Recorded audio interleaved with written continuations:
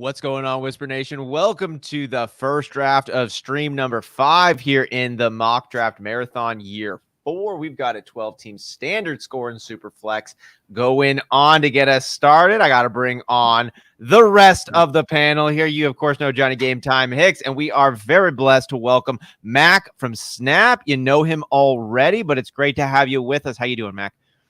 Boys, I was so excited for the mock draft marathon that I showed up yesterday morning at 5 a.m. Oh my goodness. Okay, Oh, so really? in my head, I had it, I think because I maybe saw a DM that you were having with Lando because he was supposed to come on like Saturday, whatever, different times. And I'm like, oh, legitimately, Travis sent me the link at like 12:29 my time in the morning. I'm like, okay, I'm on in 5 hours. Cool. Got up, brewed a coffee, got down here, God. Sat, dead. You're nothing. like, I'm like, oh, yeah. And then Travis like, I hope you like didn't drink your coffee. I'm like, buddy, this is worth its weight in gold. There's no chance we're wasting this. Yeah, it's like when you have a child as well, when you're young, and you know that life now. And I was about to say, bro, you got like 5 hours of sleep. That was enough. I can understand why you're like, all right, I feel good. Yeah. Well, apologies for that. No, please. I'm stoked. Hey, and I'm glad that other people were as excited as we are. And we were, because we were texting each other last night, man, and we were like, oh, I'm literally, we were so excited. We were like, it's gonna be hard to sleep tonight. Like, we need to get some rest. But like, we're like texting each other at 11 o'clock, like, go to bed. Yeah. Sometimes you gotta shut it down. It's hard though. Well, dude, Mac. Well, thank you for being here, of course, both times. Can you let the folks know where they can follow you at and what they should be paying attention to? The work you guys got putting out. Yeah, just look at that _fantasy, Twitter, Instagram. We got a Discord, much like you guys. I think honestly, if you're locked into what the Whisperers are doing, you're probably gonna find us here and there. So. Yeah, we try to keep it very similar to these guys.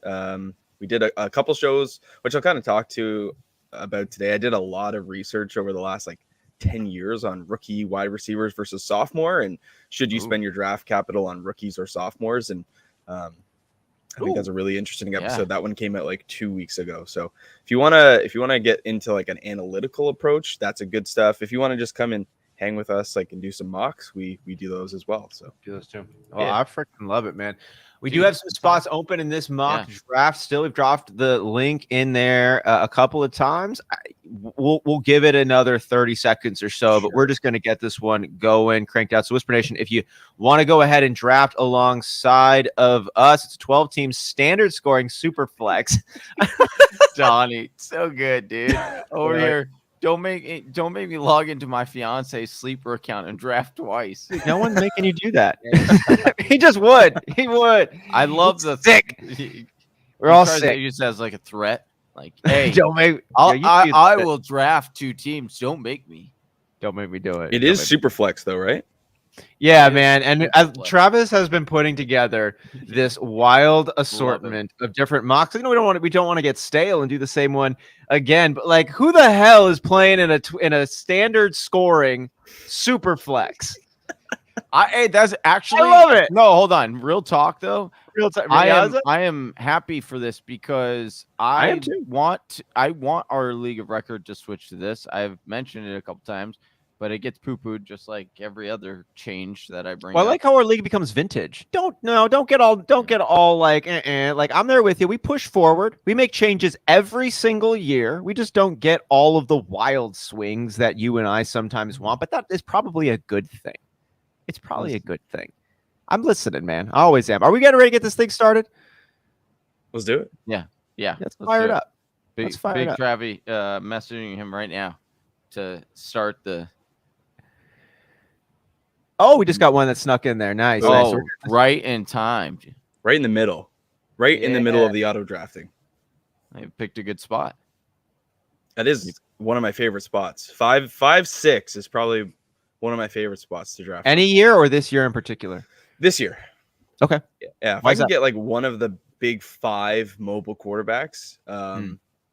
You know, if someone reaches on Jonathan Taylor or Christian McCaffrey in the first 5 picks, Lamar Jackson falls to you. If there's a quarterback run, you can make the decision on like a Joe Burrow or a Jonathan Taylor or Christian McCaffrey. That's kind of how I see it. You take value either way, but I like the 5. It's kind of in the sweet spot for me. Okay. And is that for super flex leagues? You mentioned this one. Does that stand true for single quarterback leagues as well, or no? Single QB is, I mean, I don't really care, to be honest. If I'm in the beginning, you know, I'll go running back heavy. If I'm at the tail end, I might go like 0 RB and just, again, try to take value. It's hard though. It's hard. I'll tell you what, it's been fun, like switching it up and going like these drastic different ways to draft. Because usually, like I'm not gonna lie, I do try to win every mock draft. You have to. Yeah, but then I'm like, what if I win, but in a crazy way?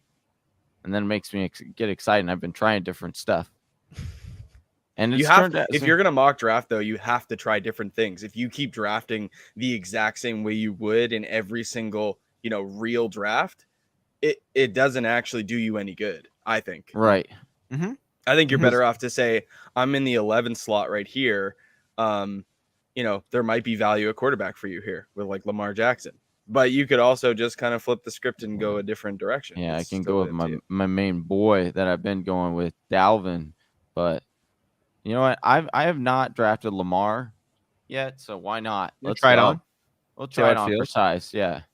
You know, and so when we've done these different mocks that we've done like 14 team, super flex, dynasty, super flex, best ball, 10 team standard, these different ones, like they really then force you to think differently. You know, when we had Kate and Michelle from Ball Blast on earlier, we were it was our first standard. And they're like, yo, everyone, it's a standard league. Why are all these wide receivers going in the first round? And it's like, exactly. Like it's important just to give yourself an honest assessment of the field and not just like roll into old habits. And I think what we're going to see here, if I'm noticing this correctly, it's a standard scoring setting. So Sleeper's going to prioritize running backs and wide receivers over quarterbacks, because I don't think it's okay. So QB. that, because when I was on my last break, and Troy, my buddy, he came to give me a little energy and chill with me. But we were playing, and like literally the computer chose like six out of the first 7 rounds were all just running backs, and it was, and we're like, this is a super flex league.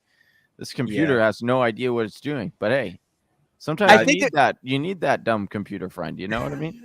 I think, and as just like on a technical standpoint, I think instead of using the super flex roster add-on Sleeper, if you just make it 2 QB, like a flex with that also allows for the quarterback, then I think it has a different. You'll get the ADP data, I think, which is what you're looking for. Well, we're trying to fuck that ADP data up right now. That's right. On this 24-hour mock draft marathon, baby.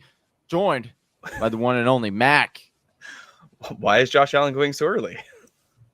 Yeah, right. I like this. X-Wolves coming in. I don't do too many online mocks. A little weird. I'm not in many leagues with Withers, but I'm in a Dynasty Super Flex League, and it's fun. I love doing all this different stuff. We do too, and we are glad to have you with us. And maybe try an online mock. Dude, you can never mock. You can never mock too much, dude. Never.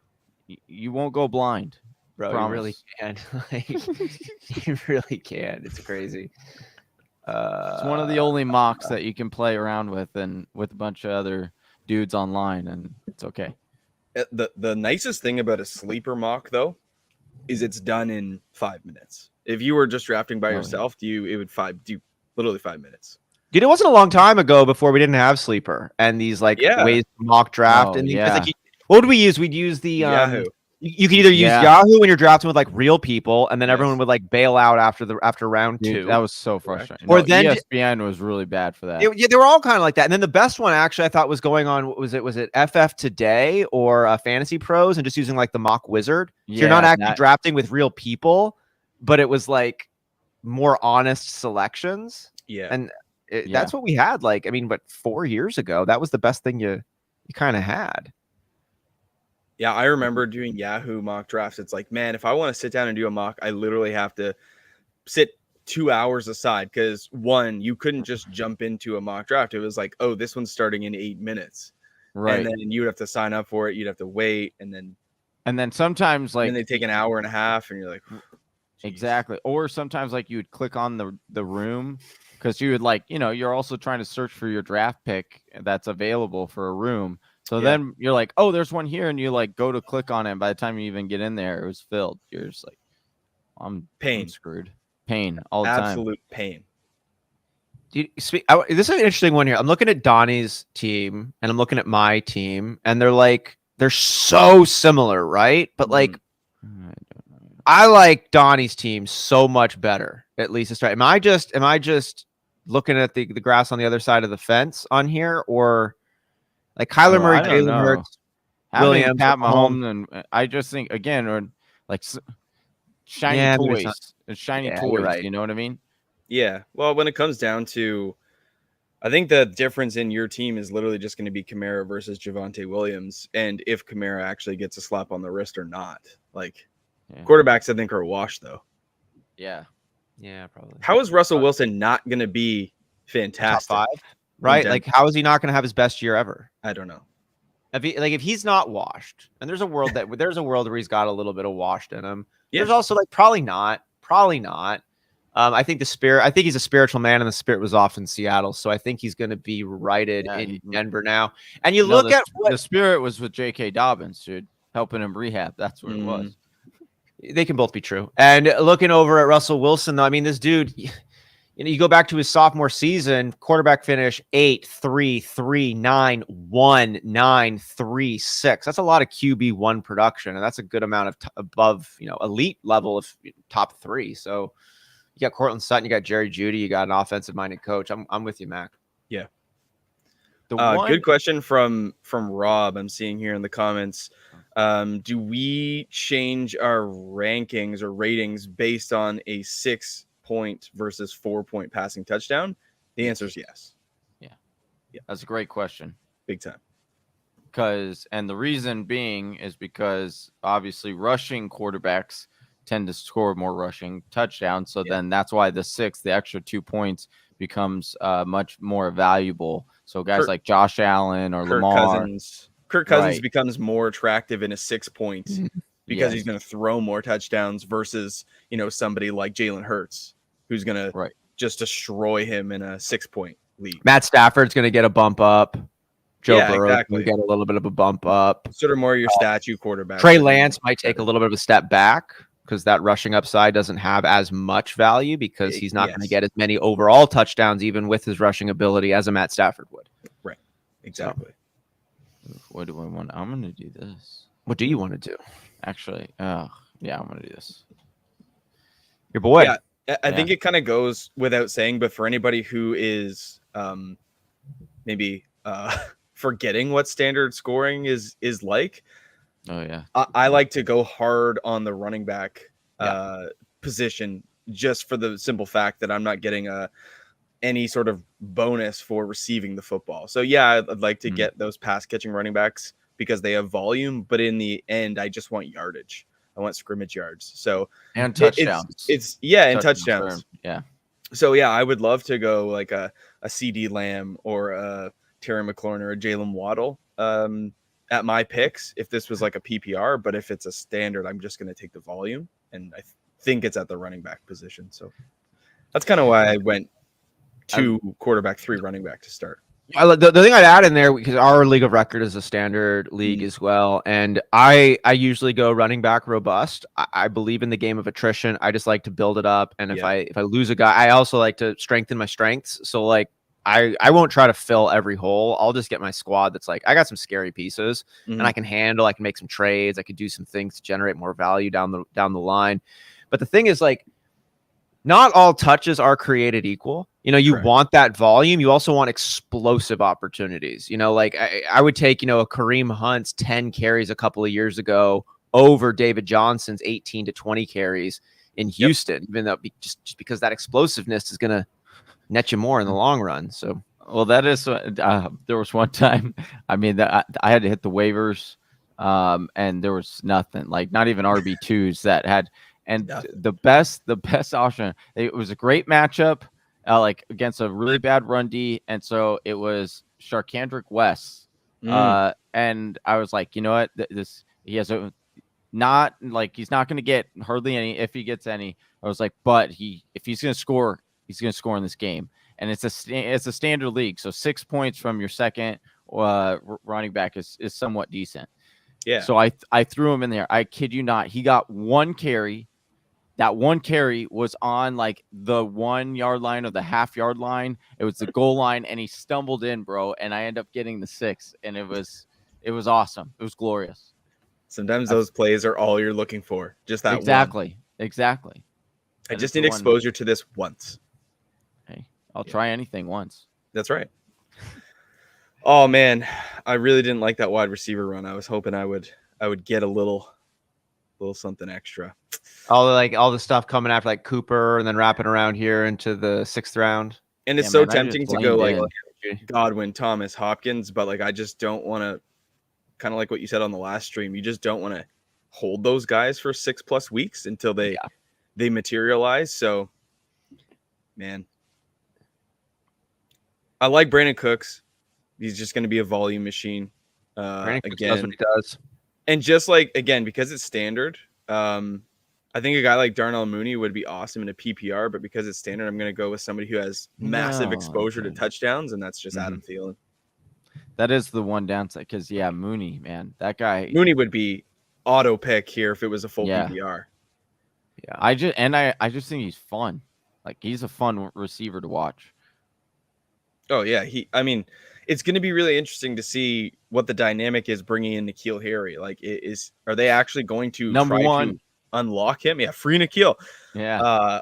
Or I was looking at something. I can't remember who tweeted it, but it was like, if you look at Velus Jones, if you look at N'Keal Harry, Velus Jones in college had an outrageous run blocking, pass blocking statistic, and so does N'Keal Harry. Like he's one of like PFF's like top graded pass run blockers. Like, are they trying to do something with those receivers in the run game, or are they is that just coincidence? I don't know. Hey, we're fantasy football players. We don't believe in coincidences. We don't. That's right. Nope. There's always something you can extrapolate from that. Maybe. I don't know. Always. Reaching. Always. That too. Always.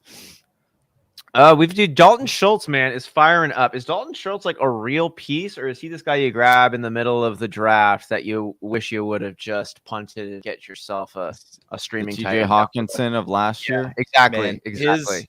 His ADP on Scott Fishbowl was outrageous. I got him. Your boy got him. You got every tight end in the draft. I know, dude. Tight end bully over here. There's tight end bully, and then there's what you did. Yeah, facts. It was fun to watch. I kept following along with your draft, which we're still in like the 14th round. Dude. Yeah. It gets brutal sometimes. Yeah. Rob Dale, you guys have a good squad though. Sorry. Oh, thanks. Yeah, we've been methodically plotting over the last. What round are you guys in right now? 14. And how many? 22. 22. Yeah. How much time do you have to make a pick? 8. Yeah. We've had someone in our league go back to back full 8-hour clocks. They were like auto drafted once and then picked with like 30 minutes left. And then we also had somebody frustrating. No. You only check it once during the day. We had somebody make their first pick on the turn and then wait 3 hours to make their second pick. Yeah, how do you do that? That is awful. I don't. Awful. And I want to like and love these people, but it becomes very hard in those moments. Well, I think so. I thought about this too. Like, so this is my the second year playing it, and like the first year I wanted, because I was like, I want to do well, It's like I want to really try to, And so like I did more balance. I was a little bit more methodical and things like that. This year, as we kind of joked about, I was just like, you know what? I want to really try to win this, and you got to do it. You got to zig and do different stuff. And so like I was more willing to do it because it was like also my second time, so I felt a little bit more comfortable in the draft, as opposed to like when you're doing it, dude, people get anxious and then they're like, oh, I'm never going to get like a running back and you're like, if where it's going faster, you can feel, those quickly fade because you're, already up and you're like, oh, I got this player, whatever. Mm-hmm. But when you're having to wait, like you said, 8 hours between just one person's pick and stuff like that, it gets plays with your emotions. Mac, you took Penny. I was just delaying that. I wanted to grab Walker and Penny. That was my plan. I was gonna double them up, and I just kept punting. I even thought about taking him where I took Hunt, and then I was like, man, I could get Pollard and Penny, and it just you got too greedy, dude. Getting too greedy with this mock. I did see you flash Rob's question about Hall, Zeke, Connor, and Leonard Fournette. Yeah, I'm happy to talk about that one if you want to. Go for it. Yeah. Yeah, like, I don't know. I think with Connor and Fournette, you're just getting exposure to really good offenses around the goal line. And they've both showed that they can handle a full workload, but let's just face it, they're both very touchdown dependent. Like James Conner would have not done what he did last year had it not been for an outrageous amount of touchdowns. When it comes to Breece Hall, there's a lot of metrics that he actually pops off in. And if I were to put him in the draft class of last year, I may have taken Breece Hall over Najee Harris in a dynasty. And I think that's because their skill sets are very similar, but Breece is also 3 years younger. So I would put him ahead of a guy like Najee Breece Harris. Can break away where Najee really can't. Correct. And then Zeke, I think people just give Zeke way too much unsolicited crap. Yeah. Because they've drafted him to be running back 3, running back 4, and he's returned running back 6, 7 the last year. And they look at the work of Tony Pollard, which his ADP is out of control too. I think Zeke's going to be fine. I would take Zeke at his ADP over a guy like James Conner or me too, or Leonard Fournette. With Rachaad White there too, it's really interesting to see what they're going to do. Well, that's what I think was funny. I pointed this out and I tweeted about that same line of thinking. Is like you have all these people out there talking about how much players are getting paid and how that means which granted, I do think, obviously to a certain extent, extent. To a certain extent, but they'll sit out there and they'll say, oh, the Cardinals paid James Conner so much money, yet completely disregard that when it comes to Zeke versus Tony Pollard, who Tony Pollard's making like $750K and Zeke's making $12 million. Yeah. And so it's like, okay, well, what about that? Well, you don't pay a running back 90 over 6. Right. If you're not going to run him into the ground. Yeah. Right. So, and he's Dak's best friend. Dak loves playing with Zeke. Yeah. So it's a no-brainer. There's zero chance that Zeke is not a top 10 running back. Just volume alone. As long as he gets the volume. Yeah. And I think he will. I don't think there's enough bulk in that resume for us to say, oh yeah, Tony Pollard's just going to come in and do what AJ Dillon did to Aaron Jones last year. There's no chance. And I think that's why I've been making the case, talking about Cooper Kupp, not because I think that a lot of people might say, well, not hard to predict that he's going to regress. But the thing is, I think he's probably more in that wide receiver 8-9 range at the end of the year. Yeah. And so that's great. I'm okay with it if I, going in knowing that. But the average fantasy football player is drafting him number 1 or number 2, looking at last year, saying, "Oh, this is what." Oh, and he could, get better on a secondary year, and expect. The thing is, it becomes expected because you're taking him so high, and so therefore, when he drops to wide receiver 8, because Allen Robinson is catching some of those touchdowns, Higbee doesn't actually. Wasn't Robert Woods catching some of the touchdowns? Yeah, he was. He was a top 15, right? So, and that's so great, right? We're okay. Allen Robinson will probably do that again, right? And so that, but what I'm saying is, okay, and then there's also other pieces, right? And then you got to factor in, because his touchdown regression was 10.7%. That's very high. The average wide receiver is around 5, 7. Yeah, 5 to 7. 5 to 7. Yeah. It's Like just like seven is double that- seven is I'm usually all- breakout. Seven not- is usually breakout. I don't think there's any point going to Cooper Kupp saying that he's going to regress other than what he did last year was so exceptional. But if you take away the overall production and how much that stands out, is he going to have less time on the field? No. No. Is he going to be in a different role? No. Did his rapport with his quarterback get worse? No. Did he regress physically? No. No. Our defense is sharper than they were last year on him? No. Yes. No, they're Yeah, not. they had a no, they whole weren't. No, off they weren't. season. They had an No, whole they- off season. They had the whole freaking season, man. The guy was scoring. How many points did he have in the Super Bowl? Like they've had the whole year to watch The this. problem is though, He got better as the year went on. Like the Well, defenses were watching. They were scheming for him. Didn't matter. but what Cooper Kupp does, how can you become sharper on him? Like you have to play a double team on him somehow, Right. some way, whether it's zone coverage or double coverage on man. That just opens up like the other weapons in the like. Is Allen Robinson just going to come in here and light people up because he's just elite second option? Which I still believe he is. If he does, then that would actually cut into Cooper Kupp. Like if Cooper Kupp is like outshined and outloved or more loved by Matt Stafford, then that would happen. It's like the beneficiary that T. Higgins saw. But When why would people why would Stafford want to go anywhere else? He's got his boy. They eat breakfast together. They're kicking ass. They had a historic season and they won the Super Bowl, guys.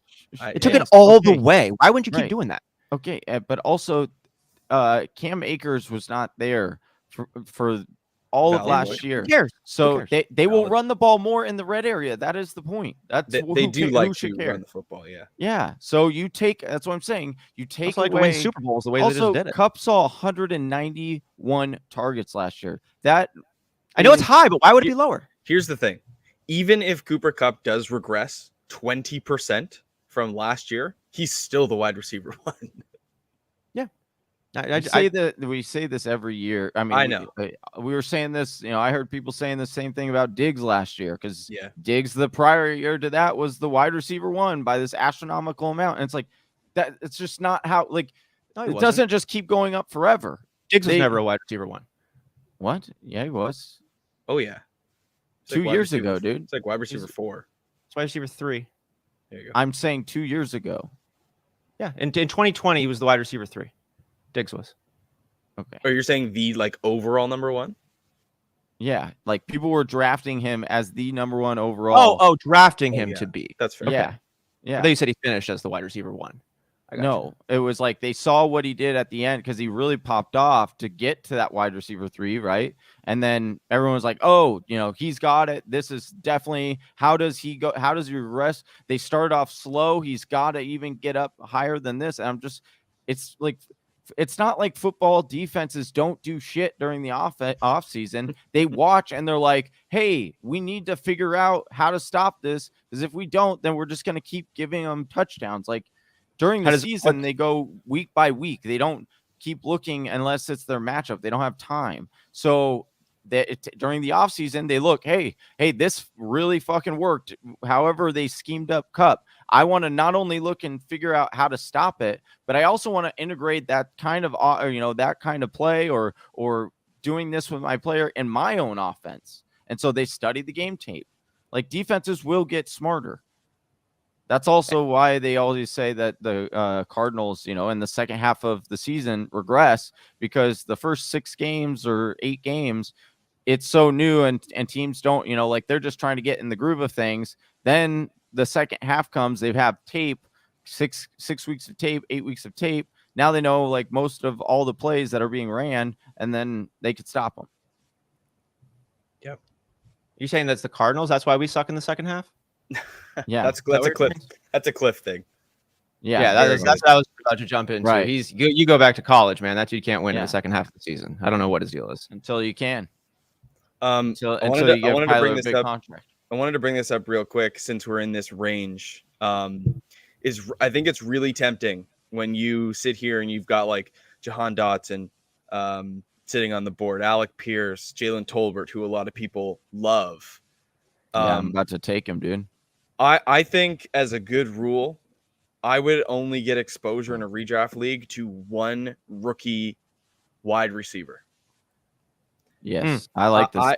I like this. I would spend. It's tough, man. You walk into that toy store, you want to buy it all, just get one. because the chances are if you buy 1 million toys, you're only going to play with 1 or 2. The other and ones you're going to drop the more valuable one, dude. Always. Correct. Like, okay, so this is what I did. I looked back at the last 10 years, so 2012 to 2021. I looked at the top rounds 1 through 4 wide receivers that were drafted. Do you know how many of them finished as a wide receiver 1 in the last 10 years? Wait, say it again. How One? many top Rounds 4? 1 through 4 were the wide receivers that I looked at, and I looked at their Okay. rookie and sophomore performances. Do you know how many returned wide receiver 1 value as a rookie? Just rookies? Yeah, just probably rookies. just Jamar Chase as a wide receiver 1. DK was up there, right? He No, wasn't a wide never, receiver. He was never 1. He wasn't a 1. Yeah, I'm gonna say like 3. 4. Oh. That's 2%. So Odell Beckham Jr. was 7th in 13. Michael Thomas was in 16, and then Justin Jefferson and Jamar Chase the last 2 years. Do you know how many fit in the top 36 as a rookie wide receiver? I profiled 176 receivers. How many of them came back as a top 10%? 10%. 15. So 27 players out of 176. 15%. So when you look at this draft class, the odds say that one of these guys is going to return as a top 36 option. Top 36. That's a very, very small percentage. But here's what I did find. If you were to take a sophomore wide receiver over a rookie wide receiver, you more than double your chance at a top 36 performance. Ooh. And if you had somebody like, let's take Devontae Smith, for example, who was a top 36 receiver in their rookie year, what were the chances that they repeated or improved upon that performance in their sophomore year? It was a 72% chance that those receivers that went from a top 36 as a rookie were repeating or improving upon. So wow, there's a lot of stock in drafting sophomore players over those shiny rookies. So if we're looking at ADP, just to throw a couple names out, Treylon Burks and Drake London at 77.7 and 80.6. Spend your capital on Darnell Mooney, Rashad Bateman, or Devontae Smith. They're all in the same neighborhood. And even though Drake London and Garrett Wilson are 2 that I like to return value this year, I still think you'd be better off with Bateman, Smith, or Mooney. That's just how I kind of see it. For sure. Those points all stand really true. I'm right there with you on all of them. The one element that I think is really, really interesting is how as we get more recent, we get more rookie wide receivers having strong finishes. Like if we go back to Mike Evans, I think Mike Evans was the 6th or 7th rookie wide receiver all time to break 1,000 yards. Like, and Mike Evans is still like in his 20s. He's been playing longer than people think he has, but like it wasn't that long ago before it was just the 6th wide receiver. And then it was like every year at least one. I think maybe since Mike Evans did it, like almost every year since then, there's just been at least one. And, so in that analysis too, when you say in the last 10 years, there's been 4 rookie wide receivers to be a wide receiver 1. Well, we've had 2 back-to-back. We've had 2 back-to-back. And that's kind of like my point, is that we've been spoiled. Like if you look at how good that LSU team was, it's no coincidence that these 2 guys come into the league from a pro-ready program and dominate. But they're also, insanely talented. Yeah, you're not going to say generational, but they're both unbelievably talented. They landed in really good spots, and I think that's part of it. But yeah, Mike Evans was the exact same. He was 13th and he was 12th and 23rd. He had Odell Beckham Jr. 7th and then 5th in his sophomore year. But there's a lot of guys that just completely popped, like Juju Smith-Schuster, 30th and then 8th. That was with Antonio Brown. But hey, that's the data, man. Take your shot on those sophomores instead of those. I like it. I've been actually going through our dynasty and like trying to find guys that are people are low on that were popular rookies for whatever reason it was, but then had a down season. Like Rashad Bateman's in there. He's obviously caught a win, but like Terrace Marshall, for instance, Sure. is one that I think is a little bit interesting. Nico Collins is a name that I think is another interesting one. Like this dude's physicals are really, really strong. He's got a good opportunity over there. He just might be a better athlete than he is a football player, but that's why he's coming into his second season, right? Like you hope he's a little bit more polished, a little bit more together with it. So I've been looking at those guys a lot. Wolves brings up the point that there's so much upside with a rookie wide receiver. Mystery box. I think it's hopeful. I think it's optimistic that there's work for them. But the truth is it takes a while for them to develop, a while for them to get legitimate volume unless they had high draft capital. But I'm looking like back to my draft. I like Garrett Wilson. Will you break your draft down? Yeah, break down your draft. Oh yeah, sure. Talk about your team, dude. I'll just like kind of, because we're on topic, I took my shot on Garrett Wilson in the 8th round because I thought the value was there, but I could have definitely gone with a Christian Watson and a Sky Moore. And actually I couldn't have gone Christian Watson, but he was on my board. But Russell Gage is a guy who steps into a Tampa Bay offense, who he looks to be the wide receiver 2. So elite offense, going to get volume, going to get work. And then Rondale Moore, I'm going to take over, guys like George Pickens, Jalen Tolbert, because again, sophomore player. DeAndre Hopkins is out 6 games. Rondale had a lot of volume at the end of the season, albeit it was very shallow. Average depth of target was not what I would want to see, but he's getting the ball. And so I'll take a guy like Rondale Moore over a guy like, Sky Moore or George Pickens or Jalen Tolbert, just because you get that sophomore bump. And I think people are way too high on Jalen Tolbert. I like where you got him, but I've seen him go earlier. People loving him, dude. Yeah. It gets the people going. Changing his ADP. What do you hate about Tolbert, dude? I don't hate anything. I just think we see this opportunity for him that actually doesn't exist. Like his skill set really isn't. It's exciting. It's nice, but if you're gonna be one of those few rookie wide receivers who actually has a chance to break 1,000 yards, it's not Tolbert this year. I think it's probably Burks or London. You think he's the one who has a chance to do it? Yes, I really do. You think despite with Gallup coming back in, with CeeDee Lamb, with Dalton Schultz, and with that improved Dallas, Gallup's not supposed to be cleared or healthy until November, just like Chris Godwin. So now you're saying that you have a team that already runs heavy three wide receiver sets. He is going to be the starting outside receiver. People are going to be shadowing over, CD because he's the guy that everyone's hyping up. I do think, that's why I do think Schultz is a safe play. But again, if Tolbert, who has he's very athletic, he had great scores, he does make some nice catches. You have that whole first half of the season to basically showcase what you can do. I agree. But I look at, this is kind of how I see it as someone who watches a lot of Green Bay Packers football.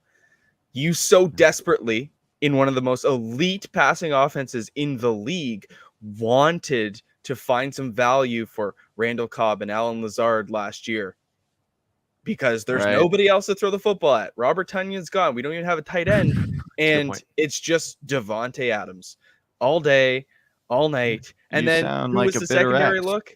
No, Aaron he sounds like someone who's watching games. AJ Dillon. The ball's going to get to Zeke. The ball's going to get to CD. The ball's going to get to Dalton Schultz.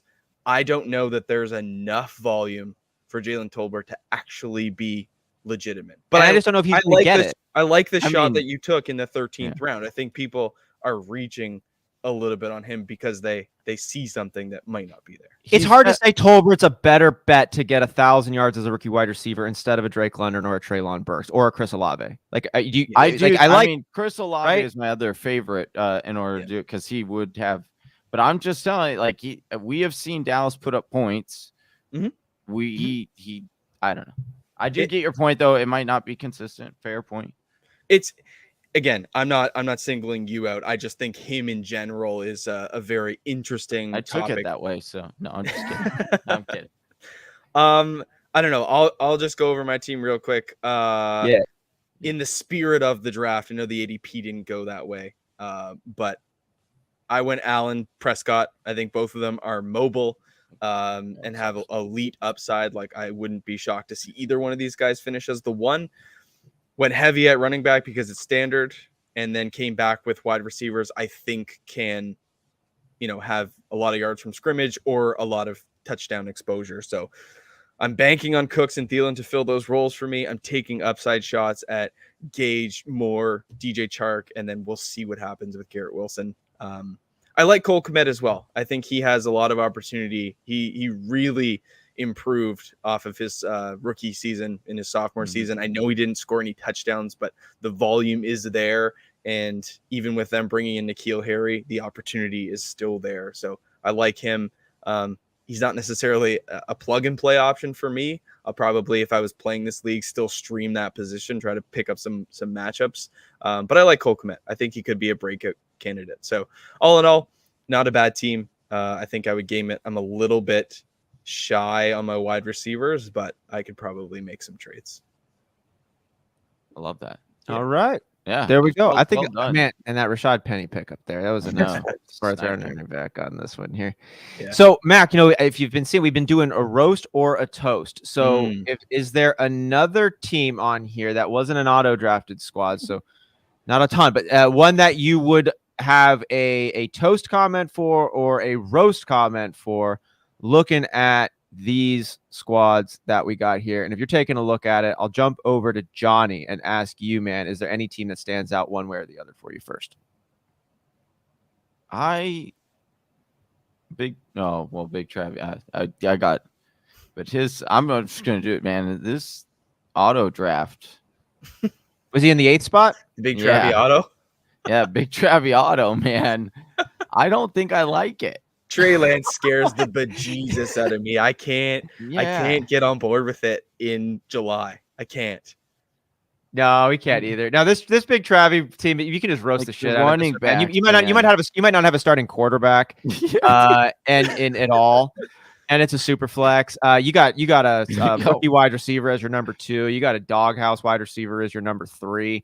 You got a broken wide receiver as your number 4. You got a 3rd string wide receiver as your number 5. You're going to be pulling your hair out as to whether you should start Waller. You're going to be scoring 45 points a game, on this, even with all these settings.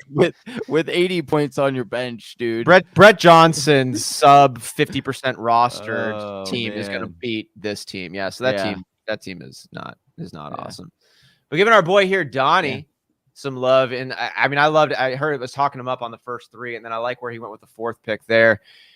This is a really good redraft or a dynasty. It's a good team. Yeah. I know. Yeah. I do like this team. Kyler Murray, Jalen Hurts. Woo! You got 2 maybe top 5 backs there. You got 2 guys who are probably going to touch the number 1 overall spot. Who they both did it last year. They both touched the number 1 overall quarterback spot. You get Williams and Hall as your lead running backs in this. And then we take a look at the wide receivers, Jalen Waddle and Amon-Ra St. Brown. Those are 2 nice wide receivers you got there. And we're only starting 2 wide receivers too. So he's set right there. So then he's got Smith filling in as his bet as either as a flex option or some depth. Hopkins, he can stomach that suspension given the other wide receivers he's got. Tony, nice upside, a sophomore play, going back into the Mac comments there on the sophomores, target those guys.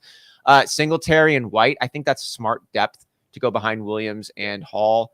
Albert O and Noah Fant, good pickups at tight end. Like, this is a solid team. I got no issues. No, it's player. I love the upside he brought. And it's within the spirit of the draft. Like, if you can highlight our Selga. Hopefully I'm saying that right. Yeah. 6th spot. Yeah, like, this team is also very good, but they noticed the ADP was incorrect, and they waited on. And you're just not going to get those quarterbacks in the 4th and 5th round. So, dude, even on this one, right, where he waited and the computer wasn't targeting them, so there really wasn't that much competition going for QBs. I mean, that's smart. Is there any but Rodgers Cousins? Like, I'm not stoked on those 2 quarterbacks here, and like, I think I still like Don's team. I think what you lose potentially on the ground with those guys, you gain with McCaffrey, Chase, Jones. Yeah. Okay. How, like, honestly, looking at my team versus this team, Josh Allen is a big boost, but like, Aaron Rodgers is not going to be that far behind him. And Kirk Cousins is, very quietly the quarterback 10 through 13 every single year. He finds a way to get it done because he's efficient. It's like one of the best completion quarterbacks in the league. He Yeah. always sits around like 70 to 72%. I think that team's going to be fine. Like if I was picking the best team, I think it's that team, but it's not in the spirit of the draft. So I would go, I'm torn between Wolves and Donflict as to who I like better. I think when I look at the teams, Wolves just has too many rookies and question marks. Like I love Christian Watson.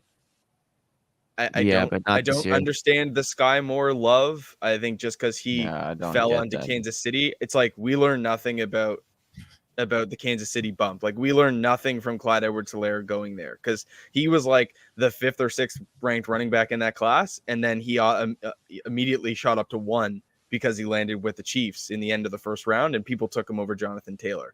And we didn't learn anything if we continue to draft Sky Moore because I don't understand the opportunity there for him. But like Cordero Patterson, I'm a little bit out on. ETN, even though I'm excited, that scares me. He hasn't even touched the ball yet on the field. Sanders, man, who knows what the Eagles are doing? There's a lot of question marks on that draft. I think I have to go with Donflict, even though I don't love the Hopkins pick there. I think if he had Brandon Cooks instead, it would be. But to your point, Austin, it is only a start 2 wide receivers. So if you can wait out Hopkins, it'd be fine. Yeah, if you didn't get any injuries and Waddle and Brown do all right, and Smith gets a little bump. I mean, some of their sophomore bump. Like, yeah, that could be a welcomed little wave. I mean, the Kyler Murray, Jalen Hurts stack might be the best quarterback stack. I mean, Mahomes Wilson is also very, very nice, and so is Jackson Burrow. I take that back. I take that. I like the Murray Hurts one. I think he's the only one with a shot to actually have like the 1-2. Yeah. In it. I like Johnny's too, though. Jackson Burrow is going to be. It's great. It's great. It's great. Yeah. Well, man, and this has been great. This has been an awesome draft. Awesome. Man, thank you so much for coming in twice. Both times.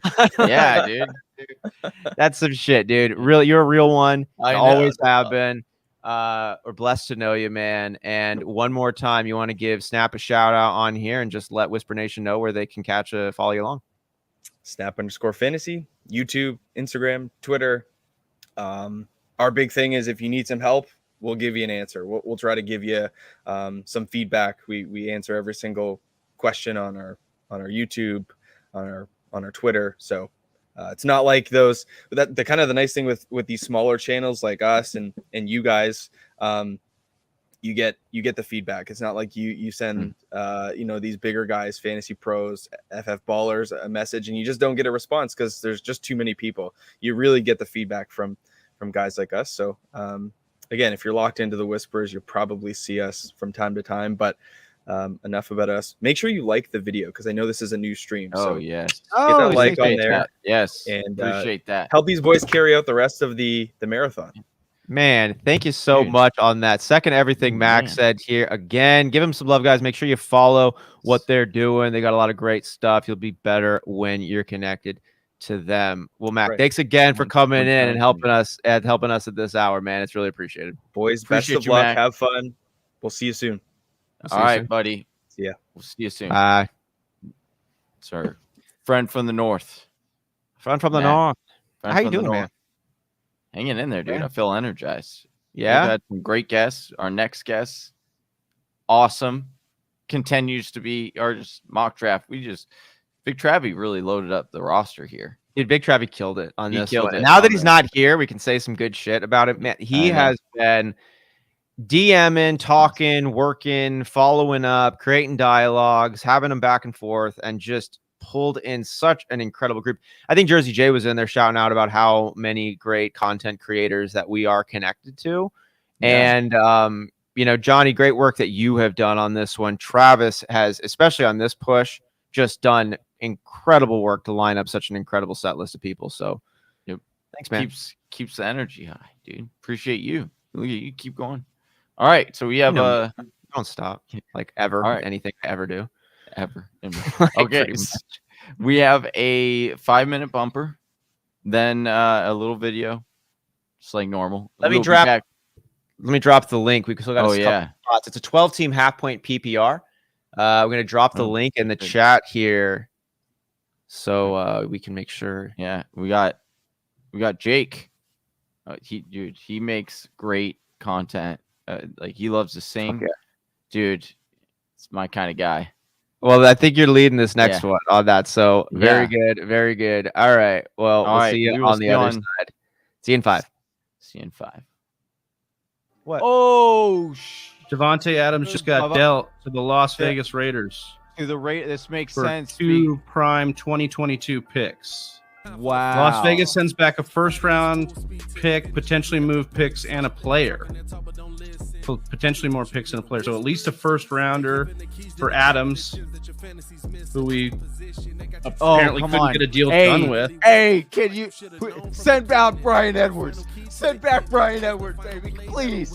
Send back Brian Edwards. I hope he wants Brian Edwards. Yeah, I mean, former second-round pick, Aaron right? Rodgers. Sure, I'll take Dude, I'll that take would be a Brian beast. Edwards. We don't have a wide receiver. We're playing Alan Lazard and flipping. Hey, I mean, I know he's probably not coming back, but Got Adams Baker. was a surefire first rounder, surefire probably Wow, this is middle first rounder. Are we taking him there with Derek Carr? I'm not. Are you going to get Davante Adams at a? You're going to get Davante Adams at a bargain this year. I'd take him. You're going to get him at a bargain. I mean, now again, would I take him number 1 overall now? No, or number 2 overall now? No. But now you will get him at a value because people don't trust in Derek Carr. I think Derek Carr is a really. You're buying him. You're buying him as a solid option. He's okay. First, okay, hold on. He's not going to be better. You know what? He's not going to be better. Good. That's going to be a great double dip to go after. I'm just saying it. Carr and Davante Adams this year could be a fantastic double dip that wins a lot of people championships. You're totally right. You're totally right. With the, I think that's the bigger question. I'll let you finish, Austin, but I have a follow up. The question is, what does this do for Davante Adams' value? It hurts it. The question is how much. Little to nothing or like significantly. For me, it's tough to take Adams in the first round now because a principle of mine in the first round is risk aversion. I'm a very pro risk drafter, not in the first round though. That's where I like to pick up my solid bets as much as possible. And now Davante Adams, to Johnny's point, absolutely could be a bargain. Like he could be just as good. But he also could slip pretty far down and be like a high-end wide receiver too. And I don't want to take that in the first round. And he could. And I think there's a story where that could happen. I don't think he goes in the first round. I think he goes in the second where DeAndre Hopkins kind of was going last year. Yeah, and I think that's going to be okay value if you get him as a wide receiver 1, because I do think he's going to finish there. But remember, something interesting happened with the Raiders last year. We thought it would be Waller.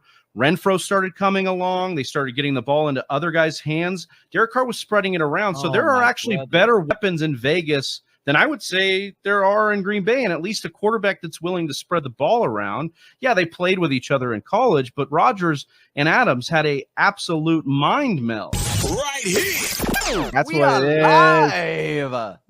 I love it, man. Yeah. We know how Johnny's doing. I don't even need to ask. Johnny's live. Hey, what about he is live? He is alive on this one, and I love it. How about you, Travi? How you doing today? I'm doing well, man. It's I woke up. I'm alive. I worked. I am blessed. Not bad, my man. People still love me. It's all good. When you ask someone how they're doing, they say they're alive. Really is. No, usually you can say that with some sarcasm. Like when people say, "Well, I got out of bed," I woke up.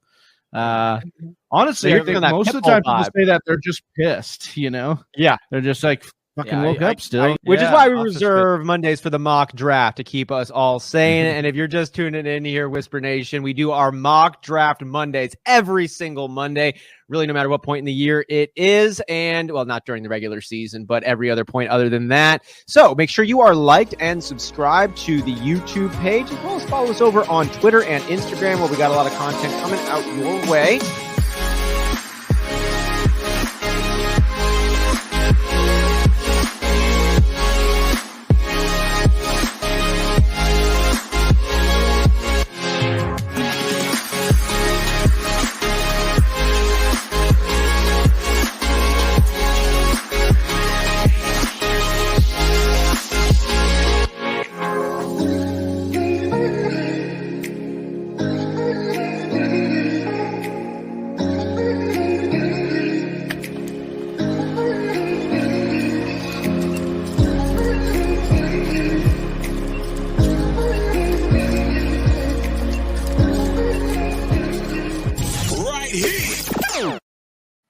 Welcome back. Just like that, 5 minutes is up. We are back from our break. You know, it's your boy, Johnny Game Time right here. I am joined for this hour again with my best bud, Austin. My name's Austin. Austin Sear.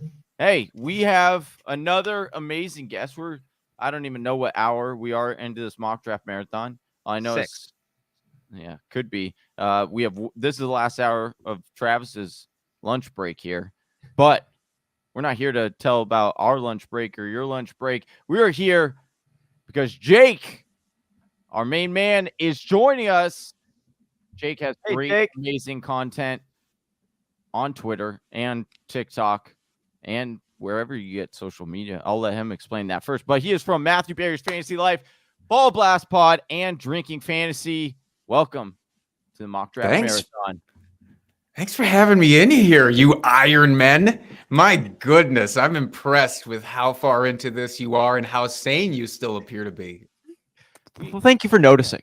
Thank you for noticing, because it hasn't always been this way, and let's not get ahead of ourselves on the level of sanity that we put off on. The glasses cover up a lot of the crazy eye.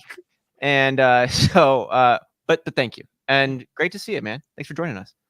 Absolutely. I'm excited. I'll try to bring forth some coffee energy here. Oh, good morning to you. I guess we got to start saying that to people now. Austin, good morning. Where you at? Where you at right now in the world? I'm sitting in Madison, Wisconsin. Wisconsin. All right. Yeah. You see that? That's our boy. Yeah. Mom and dad met in Eclair. Well, the connections already. Well, how about that? Chills? I know, right? Chills like a November Wisconsin morning, right there. Jake, did we miss anything? Where else can the people find you? Where else can the people link it up with what your content, what you're working on right now? You guys hit it. I'm doing the 2 podcasts, Ball Blast and Drinking and Talking Fantasy Football, and then I'm contributing to Matthew Berry's Fantasy Life as often as possible with my silliness. So that's where you can find me. I love it, dude. You have I know I already said this once, but your content is hilarious. You do such a great job as a content creator. You are very entertaining, and you have good takes as well. I'm excited to get into some of those takes with this mock draft. Hold on, I got to add the draft board. Give me 1 second. Johnny's getting the draft board going up. We've got 2 spots left in this 12-team half-point PPR mock draft. We've got the link in the chat from whatever you're logging onto, so we'll give it just a few more seconds. If you're hoping to sneak into one of these, now's your time. It's the 9 and the 10 spot that are open. Jake, where have you been liking drafting in redraft setups for the most part? What spot in the draft do you like? I've been a big 7 fan here lately. That's been my sweet spot. But there's something to be said for getting used to the front or back of this particular draft, I think, because the runs have been really, really interesting from what I've seen. So that's where I like the 7s, because I like to hedge against that. But those are definitely some challenging ones. Okay. Well, we'll see how these ones end up shaking out. And just a quick rundown on the league settings. Whisper Nation, we all know it's great to have great analysis on your players, but if you don't know the settings for your league, you're going to be drafting them out of order. So just to run that one back, 1 quarterback, 2 running backs, 2 wide receivers. Yeah, it's a little tight end, a flex, and then the bench spots there. So just remember, it's a half-point PPR and just 2 starting wide receivers. So keep that in mind as we get this bad boy going. All right. I'm going to text Travis. He has started. Do it. And thanks, Whisper. Oh, we got Josh Hudson. You get this shout out here, giving Jake a shout out, showing some love over in here. Oh, I love that. Oh, big Travis joint. I love that, dude. That's so great. I don't think I've taken Jonathan Taylor in a single mock. Well, let's end that right now. Well, first time for everything. Do you have a preference at the top? I think this, Jake, we've heard so many. Okay, well, I'll actually take a quick step back. We ask everybody, where do you like to be drafting from in this year? And we've gotten a ton of middle this year. And it's either been middle, and Smitty came in and professed hard love for the back of the draft, the 12 spot. He's like, dude, I think it is the best spot to take from. Otherwise, people have gone in the middle and they've been talking about a value-based draft and just catching guys who slip, and no one's had like a hardcore consensus 101. Like I think Jonathan Taylor is that guy, but it's a soft one. Where are you at the top of the draft, and then how do you like to target it in the middle? I agree that he is a soft 101 because him and CMC to me should be interchangeable essentially, and whoever you want, I don't care. You you take that person and be comfortable with it. For me, I think that if I am out there, I just did it now, and he's available for me. Cooper Kupp seems to be the guy that I end up with in the first almost every time. Yeah. No.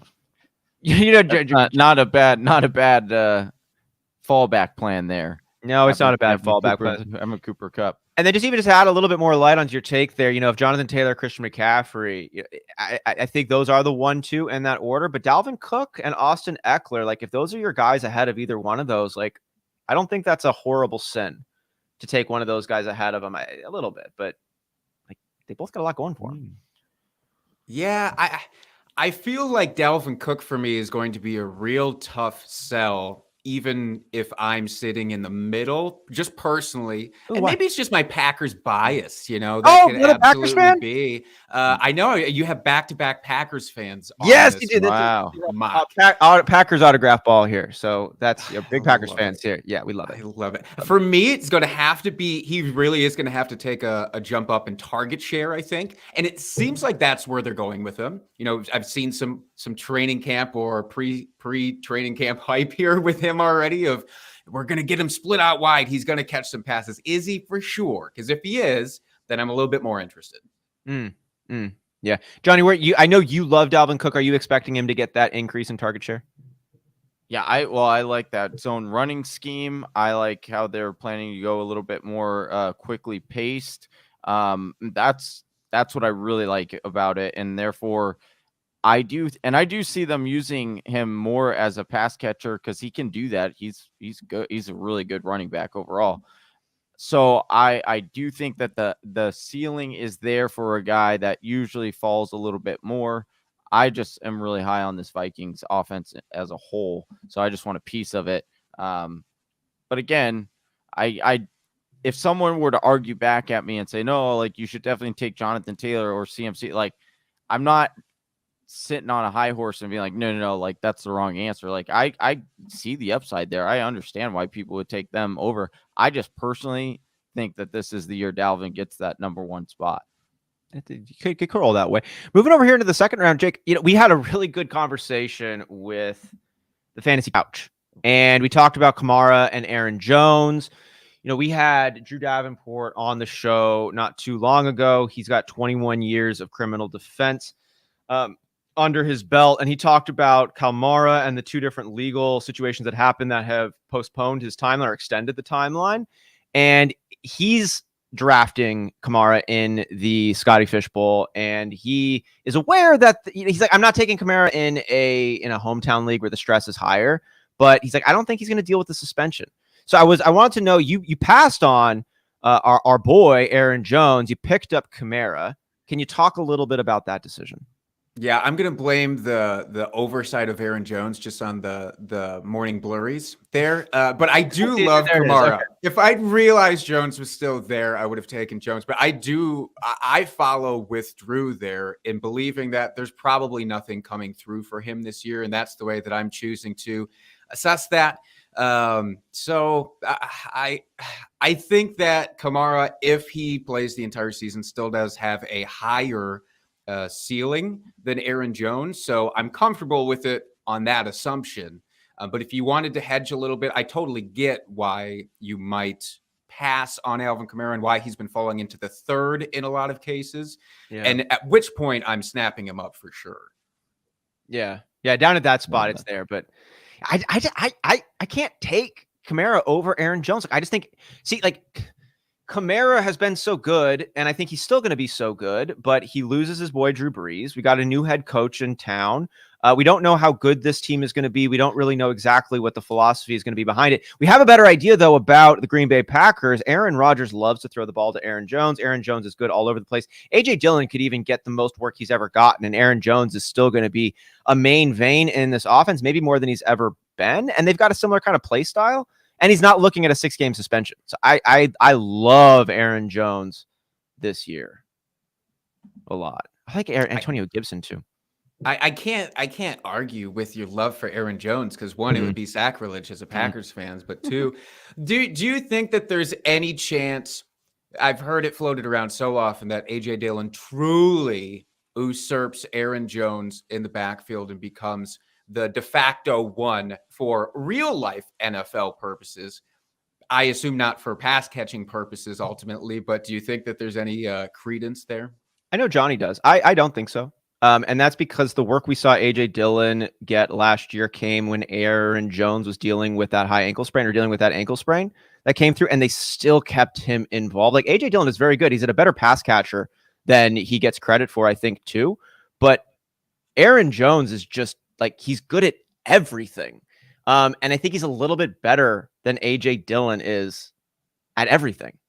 So I don't think it ends up happening, but I do think it makes a ton of sense for AJ Dillon to get the most work that he's ever gotten. I just don't think he actually usurps Aaron Jones. I just think that you could see, because I mean, yes, I do think that I see it in the sense that I think they play more with them both on the field.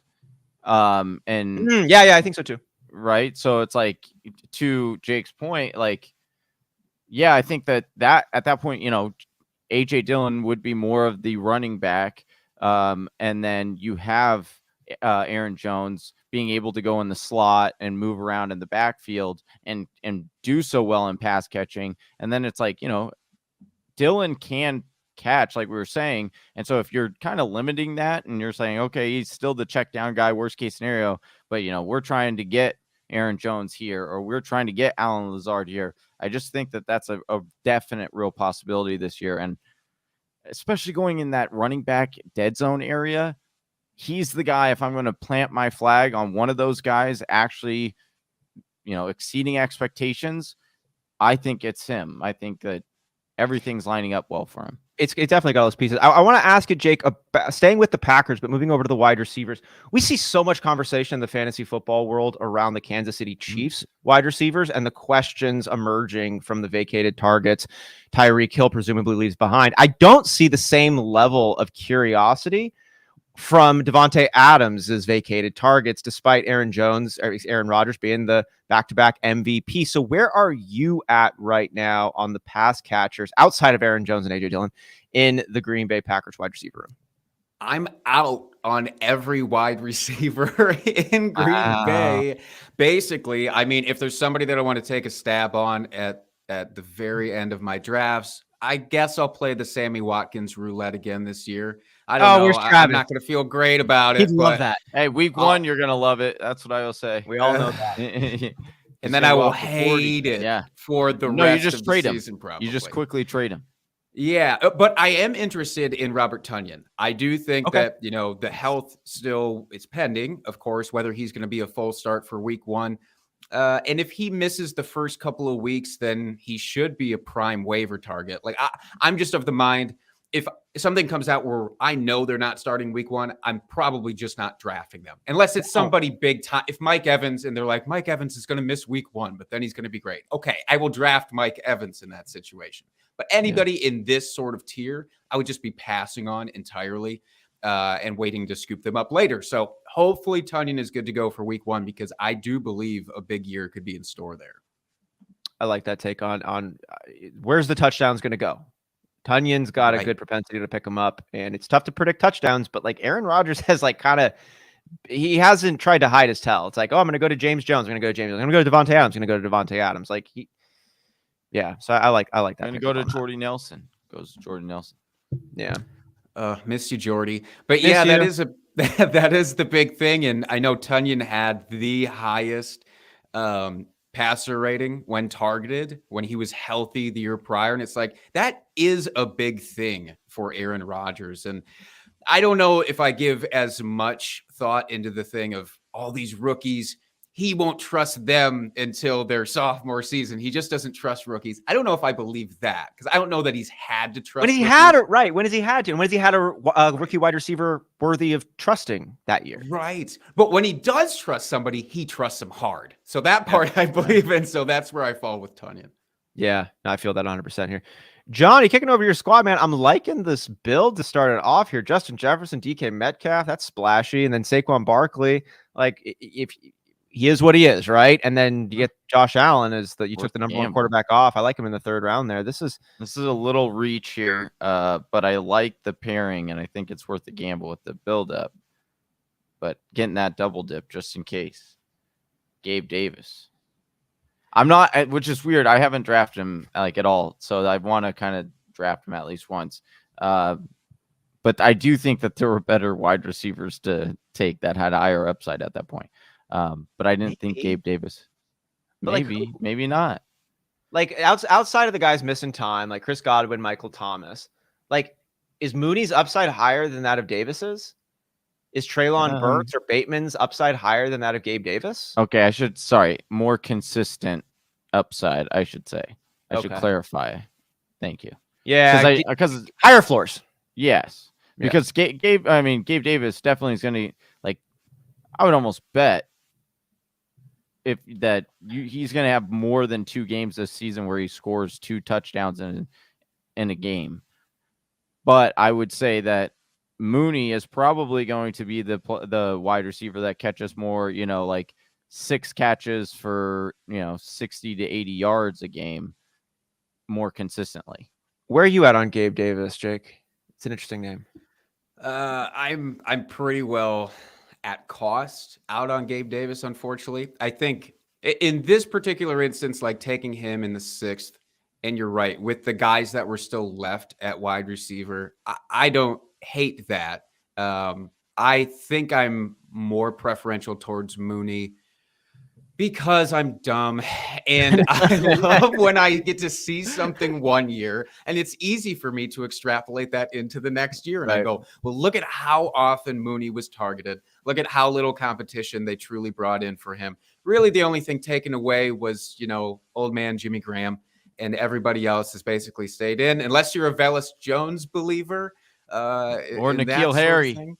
Or N'Keal Harry. Last 2 weeks of the season, 29 targets for Mr. Darnell Mooney. 29 targets over the last 2 weeks. Like, it's clear that him and Justin Fields have some rapport. Even if N'Keal Harry comes in and is good, even if Velus Jones is good, like, I don't think any of these guys are going to supplant Darnell Mooney, and he's got rapport, and like he's got some skill sets to him too. Let's go. It worked out. Dang it. There are 2 guys I really like here. Oh man. Okay, I'm gonna go with the upside. There were 2 guys I like, but I'll take Bateman. I love that pick. I love the Bateman pick. I am hardcore about Rashad Bateman this year. Yeah. And it just seems like this is crazy to me that Rashad Bateman is going this far down in drafts. Like, to me, he shouldn't be in the same conversation with Treylon Burks. To me, that's an easy decision. It should be Rashad Bateman. And same for Juju Smith-Schuster. We were talking about the ambiguity with that wide receiver room. To me, it's not really that ambiguous in Baltimore because it's Mark Andrews, it's Rashad Bateman, and it's nobody else. So right. I love that.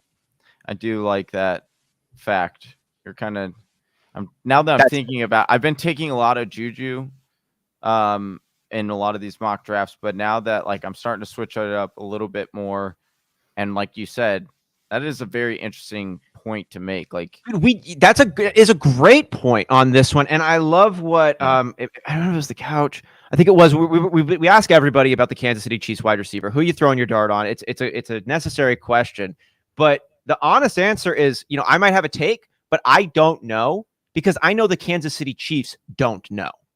Like, how can I say I know when this team doesn't know? It's obvious what they're doing, right? They're going out and they're picking up high upside guys who could make it happen, but they're available for a reason. And they went ahead and drafted a guy they think is going to fill in, but they're hedging their bets as well. So who's it going to be? I don't know, but we know what Rashad Bateman is, right? And they probably wouldn't have gotten rid of Hollywood Brown if they weren't feeling confident with Rashad Bateman, because the Ravens are going for it all. this year. Like they've got that squad. They're not trying to rebuild or do anything weird. So John, I think it's a good point. Dude, appreciate that. All right. I want to get Jake's take on the Denver Broncos. That's another one that we like bringing up. Denver Broncos wide receivers. We got some people that are on Jerry Jeudy, some people on Courtland Sutton. Then you have some of us that are just TP truthers. Tim Patrick that you can get, in the 14th round. Some of us are KJ Hamler. Hopefuls. Yeah. Hey. Fingers crossed. Deeper Fingers crossed. Hey, he still wants to be the Tyler Lockett of this offense. Jeudy or Sutton. What's your take on? Jeudy or Sutton? Where are you at? I'm a believer in Courtland Sutton with Russell Wilson. Yeah. That's where I err. I believe that just purely from the touchdown upside, that's who I want. I want Courtland Sutton there. I've seen some comparisons to DK Metcalf and Tyler Lockett because I just think it's natural to try to do that. Especially in this situation where a quarterback is coming over to a team that has two potential top wide receivers. I don't know that I see the same similarities everybody else does in DK Metcalf to Courtland Sutton, but there are aspects of his game that I think are easily going to translate. Key. And it is just, some of it, maybe contested catches, maybe. That's not really Russell's game, but I do think that he's a better route runner that people give him credit for. I know Jerry Jeudy is too. But in the end zone, I think it's going to be basically Courtland Sutton and almost nobody else if they're not handing the ball off. I do. I agree with that. Because that's the problem is I don't know. I mean, again, he'll probably have boom weeks and people will hold on to those. But I just think Sutton, again, is going to be more consistent and has that number one overall upside where I just don't know if Jerry Jeudy has number one overall wide receiver upside down. That could be a very dumb comment. Come replay this, after next year. If we do like the logic game, like if A equals B and B equals C, then A equals C or whatever. Like Russell Wilson is so freaking good at what he does. And he's been playing in a handicapped role because the offense wasn't really tailored to him. And I don't know if he is capable of just like, doing what Tom Brady or Aaron Rodgers is able to do, that they can just like pull it together and make it happen and bail anyone out of any moment. Like Russell, I don't know.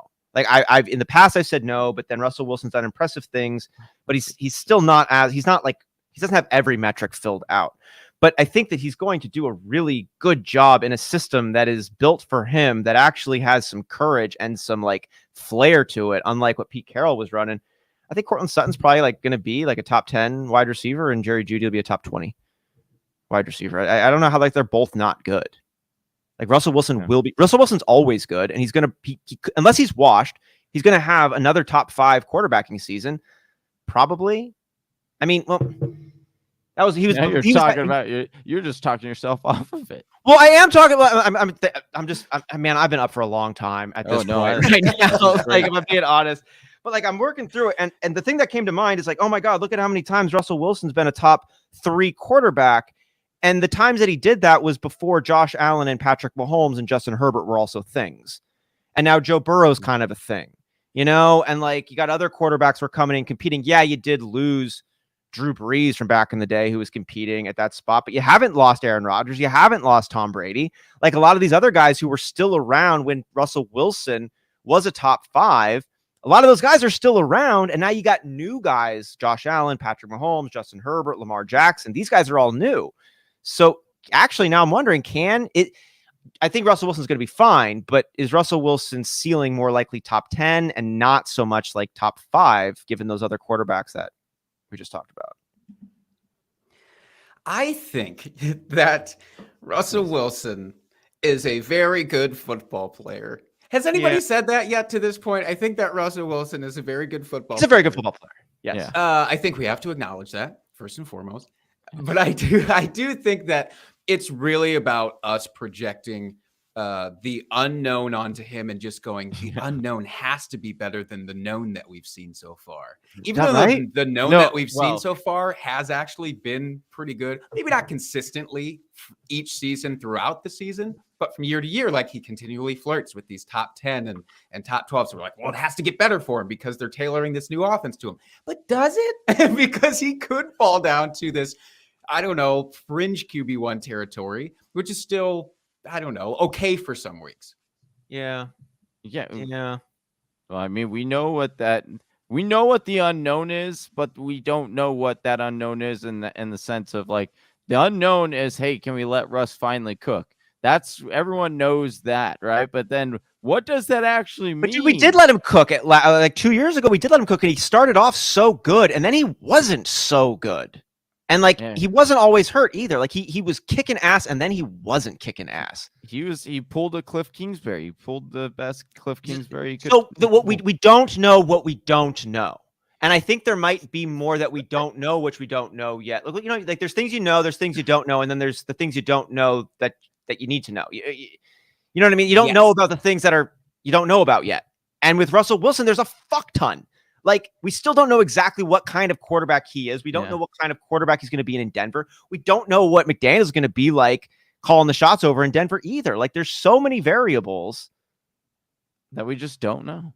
We don't know. Nobody knows. Nobody knows. Nobody knows. I just want to put that on loop, and I'm just going to have it in the background of every draft that I make from here on.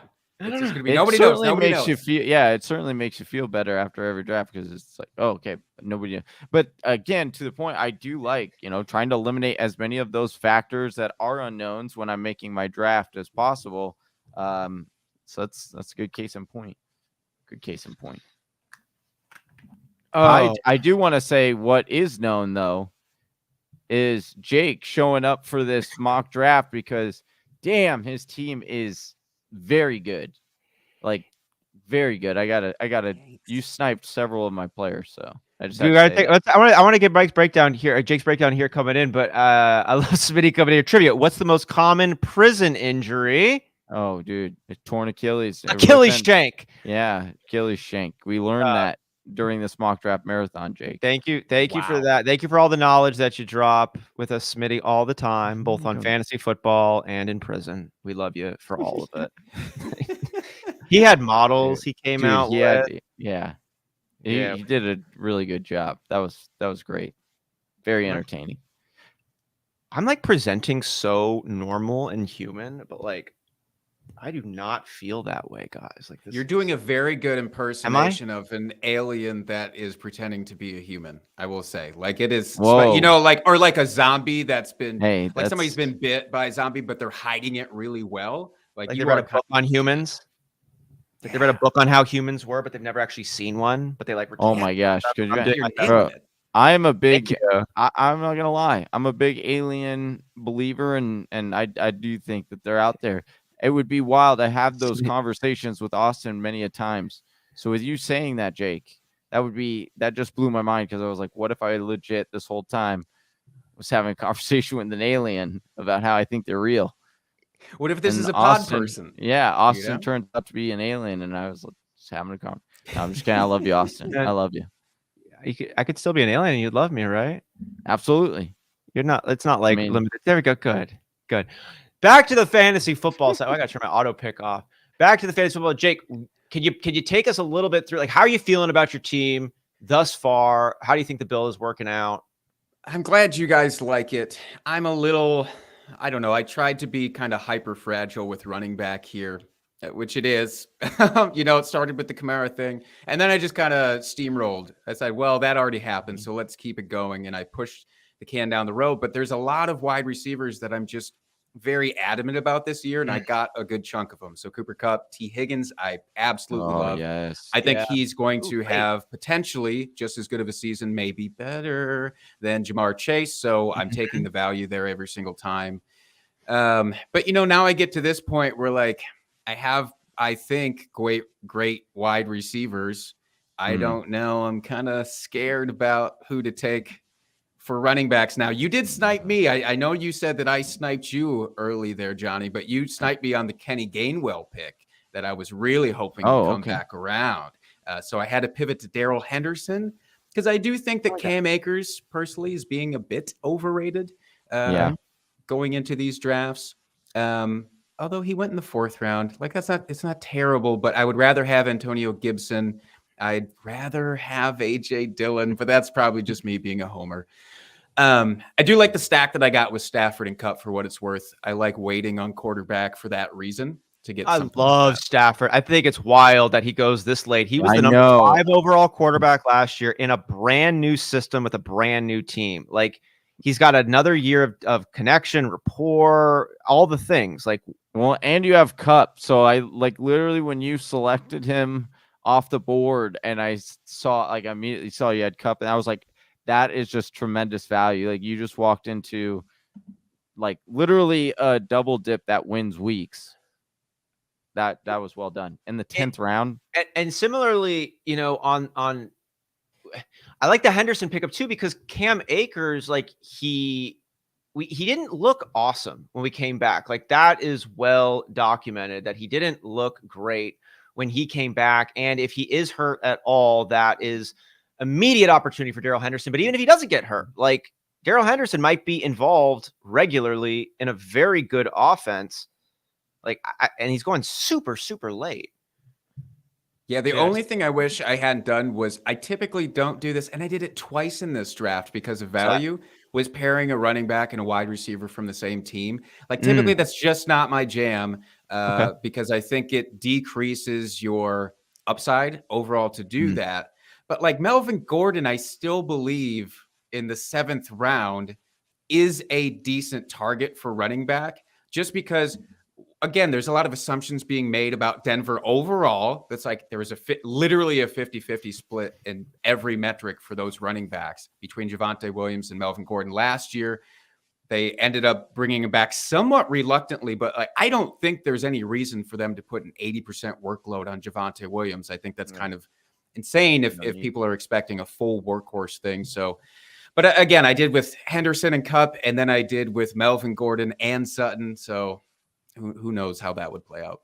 I think it's cool. I don't have any problem with that. Like it just depends on the offense. Nasty. And I think Denver is one of those offenses that like should move fast, should score a lot of points. Hey, like we don't know, dude. That's the thing. We don't know. We don't. But if we had to take a stab at it, I like dude. Denver. I like Denver as an up-tempo offense here. I do. I'm excited for that whole division. That division is fun to watch.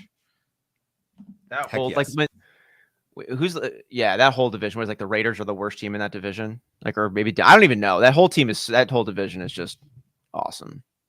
Yeah, it is. I think it'll be the best in football. Yeah, probably. It'll certainly be the most entertaining, if nothing else. Yeah, probably going to get a lot of games flexed down to that Sunday night from that division. Yeah, I don't think that's going to be the NFC North for some reason this year. I just don't see it. I just don't see that being the best one in football for whatever reason. I don't. Yeah, right. We'll see. We'll see if the Lions could just pick up the slack for once. Do you think the Lions though have a chance to actually turn it around, or the Lions just cursed? Is the Lions just? I mean, the Tampa Bay Buccaneers have an NFC North title more recently than the Detroit Lions do. Yeah, I said the Tampa Bay Buccaneers have an NFC North title more recently than the Detroit Lions do. Like, do they I mean, it should be better, but will it? Yeah, I don't know that I can say with certainty. I am avoiding, I think, every single Lions in a draft here, like every single one of them, because I don't believe in any of them. But I do believe that the sum of their parts is going to be much better than last year. And last year they had deficits constantly with injuries.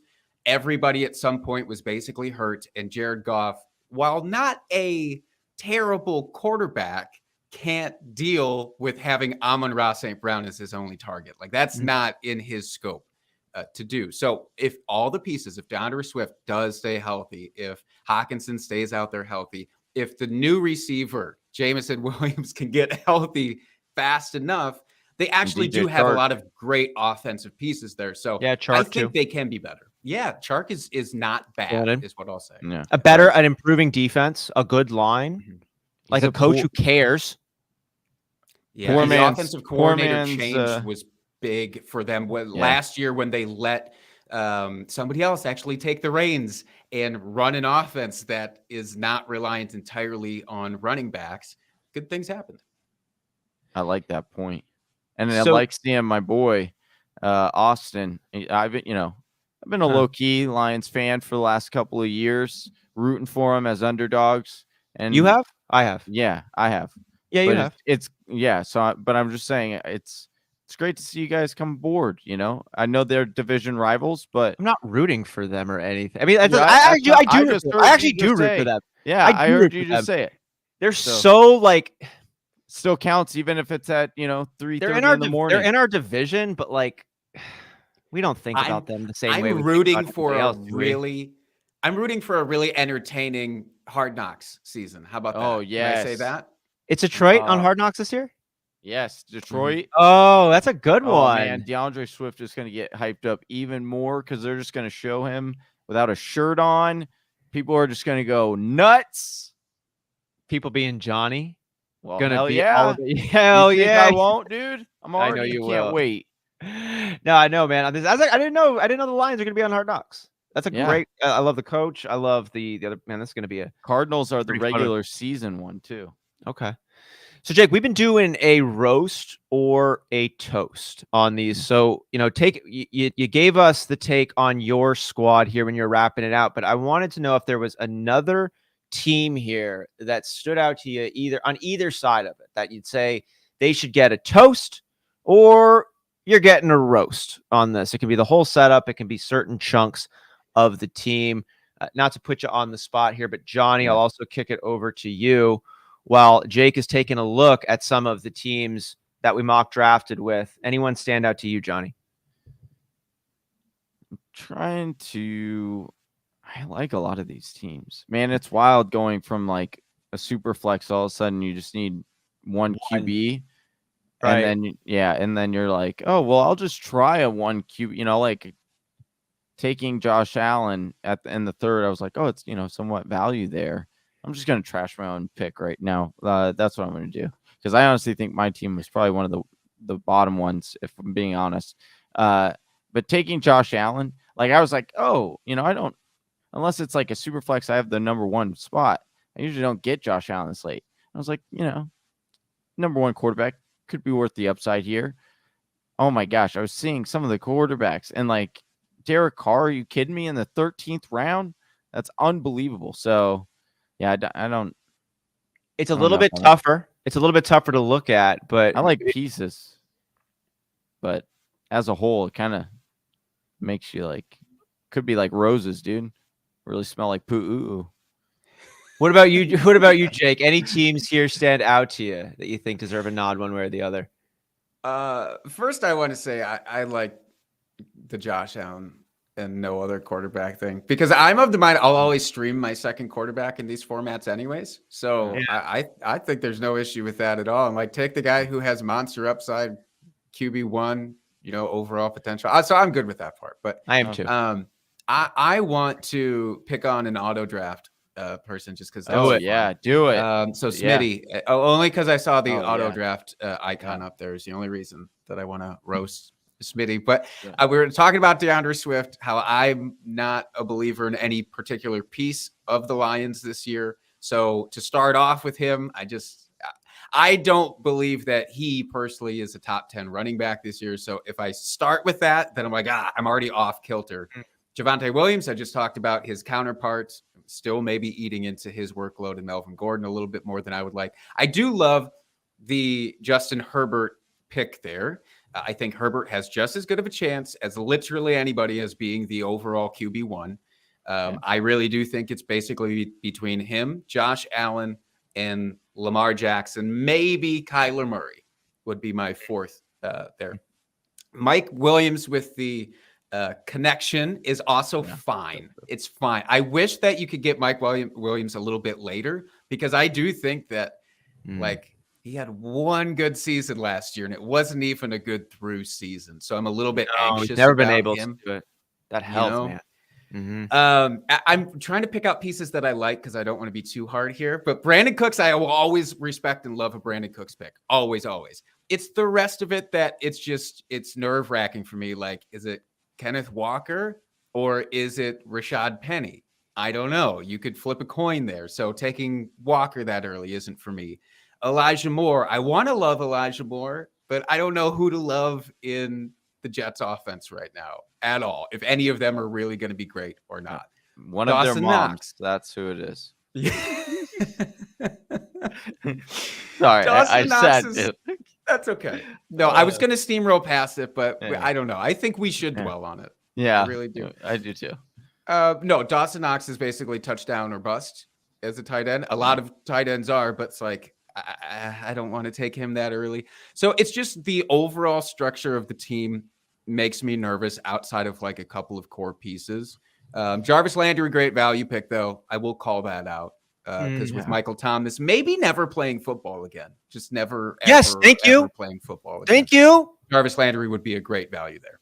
Like you haven't been able to practice Michael Thomas at full strength in like years, and you're still not physically able to practice at full tilt yet. And when you are, how much time are you going to need to like get fully into shape just physically? And I don't know where your mentals are at in this whole thing too. And like when you've been away from such a physical game for that long, like, are you going to be able to step in and like come in with the ferocity needed to actually be elite in the National Football League? Like it's a violent, scary game. I don't know. His mentals are on a beach training on routes on the edge of a cliff. That's what I don't know if that's a good thing or bad thing, dude. Michael Thomas. I will tell you, it looked terrifying because I was like, oh my gosh. I was like, dude, get away from this cliff. It was a very nice, beautiful house. Don't get Wait, he's actually just like, is he like on a real cliff or just like a nice scenic outlook? No, it was like a backyard or something. I thought you meant he was like tightrope walk, like running routes, like an actual risky situation, like on the edge of a cliff. Like he was practicing routes. He did a hype video the other day. I don't give a shit. Sorry, I just those hype videos are so fucking stupid. Hey, like, dude, we're gonna make. Yeah, I know, and they're fucking stupid. I'm gonna do like one. You don't mean. We could make one and it would look better than that Tua and Tyreek Hill video that they put together. You should do like, one during your lunch. I think the two of you should make a hype video, but you're not actually playing football. But just find some other hobby to make a hype video. Make a PB&J sandwich.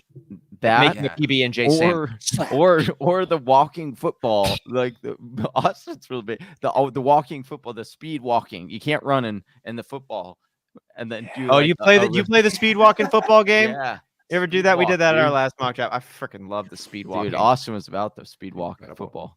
Dude, yeah, lost a couple fingernails on that one too, but that was definitely worth it. Here, I'm gonna bring it over on my roaster toast, Johnny. If you could highlight pick number 6, K. Gartman. Yeah, drafted here in the 6th spot. I personally like Henry. This is a half-point PPR. The injury concerns are there, no doubt, but injury concerns are there for everybody, and Derrick Henry is in such a unique position, and he does things that nobody else currently does. So I like that there as your number 1 running back. James Conner as your 2nd running back. Like, injury concerns are there again, but you play on a good offense. You're slotted for a big role. You earned a lot. I like him there. And then you got Kareem Hunt as your 3rd, as your flex or depth, with Chase Edmonds there backing it up as your 4th running back. I think that's all smart. CeeDee Lamb, I love CeeDee Lamb's talent. I love the role he has in Dallas. I think he is going to have a really good year. You pair DJ Moore and Marquise Brown up with him. More upside players with decent floors as well. And then you just get to have a little bit of fun with your depth at wide receiver. You get Juju Smith-Schuster, Robert Woods, Alan Lazard, like all have different things kind of going for it. All have question marks for sure, but all have some appealing pieces to what they bring also. And you don't have to rely on any of those guys. He punted quarterback to make all of these these running backs and wide receivers happen. But I like that what he did here. He swung for upside with Trey Lance, and he got a great floor with Kirk Cousins, and then fills in the tight end position there. I'd be interested in Lance in this situation. Like, that's beautiful. Well, right. This is beautiful, right? And look how late he got. In the 11th round. Like, that's I'm not on Trey Lance, you know that, but like where you got him in this spot, and then have Kirk Cousins being right there. I think this is just a really, really smart draft. And maybe you don't like some of the pieces. Maybe you don't like James Conner. Maybe you don't like Juju Smith-Schuster. But I just think this was a really well done, no nonsense draft. It's the team that's going to meet Jake's in the, hypothetical mock draft Super Bowl. I think theirs is better. I'll be honest. Like, I wish that I had done this approach here. Yeah, like you said, there's individual pieces where I'm like, I'm not sold on them. But like the construction of this team is really pretty fantastic. Yeah, right? I like it. Well done. That was a good breakdown too. Jake. Oh, go ahead, Austin. No, I was just wondering, any other squads that we saw here that kind of stood out to us? I mean, we got a little bit more time on this one, so just kind of highlighting any other players or any other pieces that stood out to anybody here. Big Travis is pretty interesting, I think. With the three, anytime anybody leans into running backs 3 straight, I'm always really curious to see how the rest of the team is going to actually fall. So Najee Harris, Nick Chubb, David Montgomery. I think in terms of like floor plays, every single one of them is dynamite. Like every single one of them is super safe. Those are the only running backs that they drafted. They don't have to mess around. They're not going to have to scavenge waivers like I am with this team that I have to try and find the next Alvin Kamara type that's going to be, sitting on waivers in a couple of weeks. George Kittle, I actually do love. I mean, if you're going to take any piece of the San Francisco pass catching unit, why not take him? Because everybody else is just as volatile. It's a onesie position where pretty much what you're going to get out of him in your first couple of weeks. And if you'll have to rely on Pat Freiermuth, who he drafted super late, who I also kind of love there. But then Mahomes, and you called out Derek Carr earlier for that last round pick. Like that combination is so deadly. So then there's just this meaty chunk of wide receivers in the middle. And they're all super volatile, which is scary to me. But I love the approach here because it's so unique. Yeah. It works because it is unique in the sense of like that ceiling and floors of the guys that he picked. Yeah, I do like this team.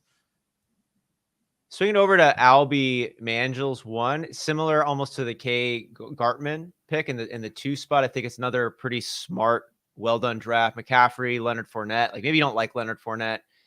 I like how he was taken after Ezekiel Elliott though, and if you like Fournette there, he's got a lot for you to like. He's got Harris there as his 3rd running back. Spiller and Mostert has some depth. Pittman, Deontay Johnson, Jalen Waddle. I love that as a 3 set of wide receivers. Treylon Burks, Lockett, and Valdez-Scantling. It's nice depth. Hawkinson is a fine tight end where you got him. You didn't spend a ton of value. The only thing, Winston at quarterback, he's okay for a flyer. It might have been nicer if you got somebody with a little bit, like if you took Tom Brady there instead of Tyler Lockett, possibly in the 9th round. But yeah, it's a pretty good team too. I do want to ask one question to you, Jake, before you leave, or we say goodbye, farewell, till we see you again.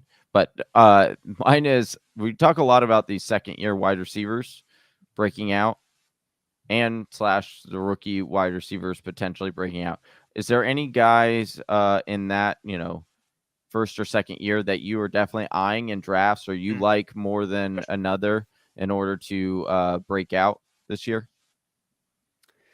I wish that I had some key names jump into mind. I'm almost more ambivalent about them than almost anybody. Like even to some extent, Jamar Chase, like I said, because of the value that I find in a counterpart in T. Higgins. And that's the case with a lot of these guys. Like Elijah Moore, I want to believe in, but Garrett Wilson has me a little bit nervous for him. Amon-Ra St. Brown, I get the hype there, but also if Jameson Williams is healthy right away, I'm concerned for him. I think the only guy that I'm bullish on is Rashad Bateman. It's just because purely his situation and talent is perfect. We saw what Hollywood Brown did in the Ravens offense last year. I actually believe Rashad Bateman is a little bit better of a football player than Marquise Brown is, and will pair nicely with Lamar Jackson there. So I'm loving him everywhere. Everybody else, I'm kind of tepid. I want to bring this stat up anytime I get an opportunity for it because it's really cool on wide receivers playing on the same team. Matt Harmon from the Reception Perception shared this with us in the first half, and that was in the last. He had a cool stat on how many times the wide receiver on the same team, both of them have been wide receiver 1s. One has been a wide receiver 1, one's been a wide receiver 2. Both have been wide receiver 2s. One's been like a 1, one's been a 3. So, like kind of measuring that with the ultimate being 2 wide receivers on the same team, both as wide receiver 1s in the top 12. In the last 10 years, 7 out of 10 years, 70% of the time, you've had 2 or more teams that have had a number 1 wide receiver. So like it does happen like more times than not. And I think it's like the T. Higgins and Jamar Chase. They'll probably both be wide receiver 1s. Like Tyreek Hill and Jalen Waddle, you'll probably have a 1 as a wide receiver 1 as a wide receiver 2, or like, something in that range. It's just like it cooled my nerves a little bit on like taking more from just to see over the course of 10 years. Like, no, it's probably going to happen at more than likely at least 1. And even had sometimes 3 teams had 2, like, so that means 6. Half of the wide receiver 1s came from 3 teams. So it's like, oh, that can Which happen. I do love. I just don't know if any of those players' situations to me where they would stick out. Like I love that theory for like Minnesota, because I actually believe a healthy Adam Thielen, Justin Jefferson would fit that category. I do think you're exactly right with the Bengals there, of them probably fitting that category. But I also think like Tampa Bay could still be that with Mike Evans. We'll see what happens with Chris Godwin, obviously, if he comes back. Yeah. But like, in the games that he misses, Russell Gage could even flirt with that. Like, I really do think that those situations are the ones I'm after for that reason. So I do love that call out. Yeah, I feel that on this one. I like that one. Dude, Jake, it's been awesome drafting with you here. This has been really fun. Great takes, great vibe. Love your energy. Love the different perspectives that you see and articulate here. Just one more time for Whisper Nation. Where can they follow you? What should they be paying attention to with you? Yeah, you can find me and all my silliness out on Twitter at Jake Trowbridge. That's my name. And then you can find me contributing to Matthew Berry's Fantasy Life newsletter, various videos, tidbits, sundries, also co-hosting the Drinking and Talking Fantasy Football Podcast and the Ball Blast Football Podcast. There it is. Well, Whisper Nation, do yourself a favor. Follow, like, get connected over here with Jake. I know we are certainly better that we are now connected with you, sir. Thank you so much for coming and blessing us on the 4th annual Mock Draft Marathon. Thanks for having me, guys. Take care, Iron Men. Thank you. We'll try. We'll do our best. We appreciate you, Jake. We do it every time. Adios, brother. Oh, Big Trev. Oh, sorry. Make it fuck off. Yeah, dude. He's not allowed back on yet. Wow, Austin. That was awesome. That was really cool. You got a lot of fresh takes on that one. It's nice. So the best part of having the Mock Draft Marathon set up to bring on, 24 different analysts. Like, people see different things. People are confident in different spaces. And sometimes you just got to hear someone believe and speak a point through that lens of belief for you to for it to crack through your stagnation. Like, maybe you've got a take that you like, and then you hear somebody really hit it with some logic and passion. You're like, wait, maybe I need to reconsider. Stepmom Lauren with James Cook for me. Or just the way that they say it. Sometimes it's the smooth vocals of somebody else hitting those earwaves hits you just right, on that. So makes you believe. Turns a doubter into a believer. All right, you are going on your lunch break. No, I want to do one more. You got one more. Just one more. Just one more. Okay. One more. So, let's bring this big bitch up. What's up, man? Oh, dude. What's up, Travis? He's doing big bitch things. You all doing big bitch things, man. Big bitch things. What's up? I've been doing big bitch things too. How have the last 3 hours been? They've been good. That dude. good? No, they've been great. Well, what I was gonna say is you look awake and wide awake, but I don't think your microphone is right now. That's really? What I was. Well, it's weird because you go in and out of. There we go. Yeah. No, Travi, I'm we just got a couple minutes here on this. It's 4 a.m. right now, and the tears are pouring, and we want to make it worth it. I'm not normal. I've got energy, but I don't have connection. Yeah, that's definitely what I was feeling towards the end of the segment there. But I will tell you, man, a little bit of shut eye. You got one more hour, Austin. You get through this hour. It's gonna be a good one. We got Moody coming on here. I was supposed to have my break, but I delayed the break because I wanted to be back here. That'll be great. So that'll send you off on a good one. You'll get 3 hours. And what I tried to do was a little bit of shut eye, a little bit of movement. Went and walked the dog for a little bit. That's good. And then the cold shower, which I know you're a big fan of. Big fan. And dude, I feel like a new man after that cold shower. So that's on the horizon for you, Austin. So just hold out a little bit of air. You feel like $1 million, dude? I wouldn't say $1 million. I'm not delusional.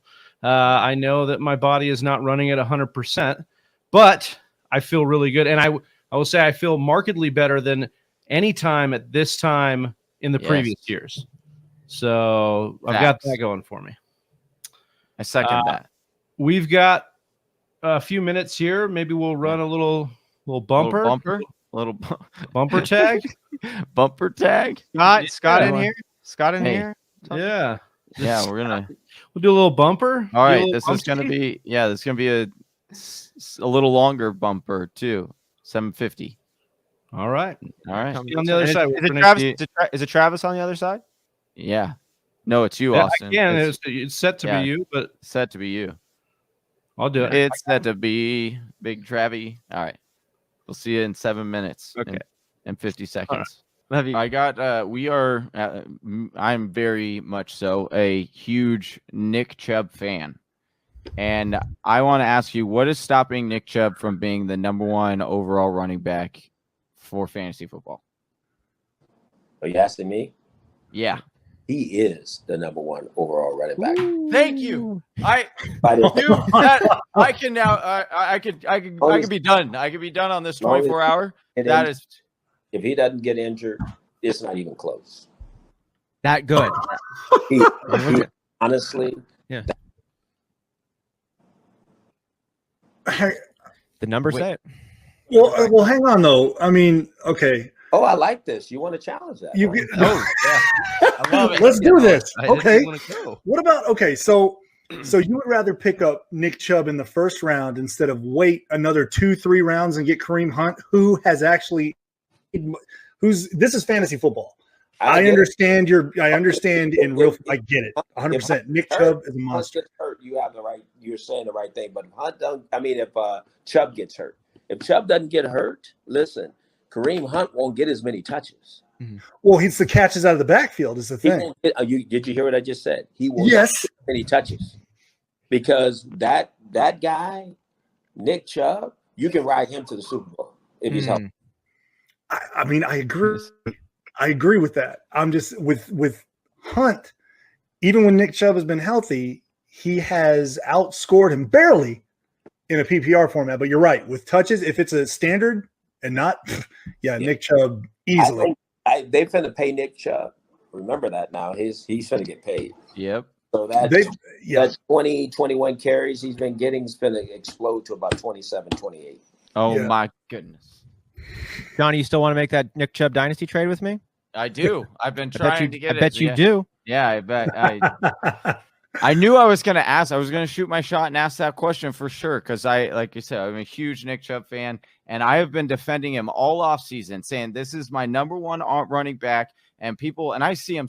I'm not even kidding you. I saw some people get him in the 3rd round of some drafts or in the 2nd round. I mean, we got him in the 2nd round of the Scott Fishbowl, and I'm like, what are we looking at here? What are we talking? Oh man, Nick Chubb is the greatest running back that we like. The dude hasn't ever rushed for under 5 yards per carry. Johnny almost called him the GOAT.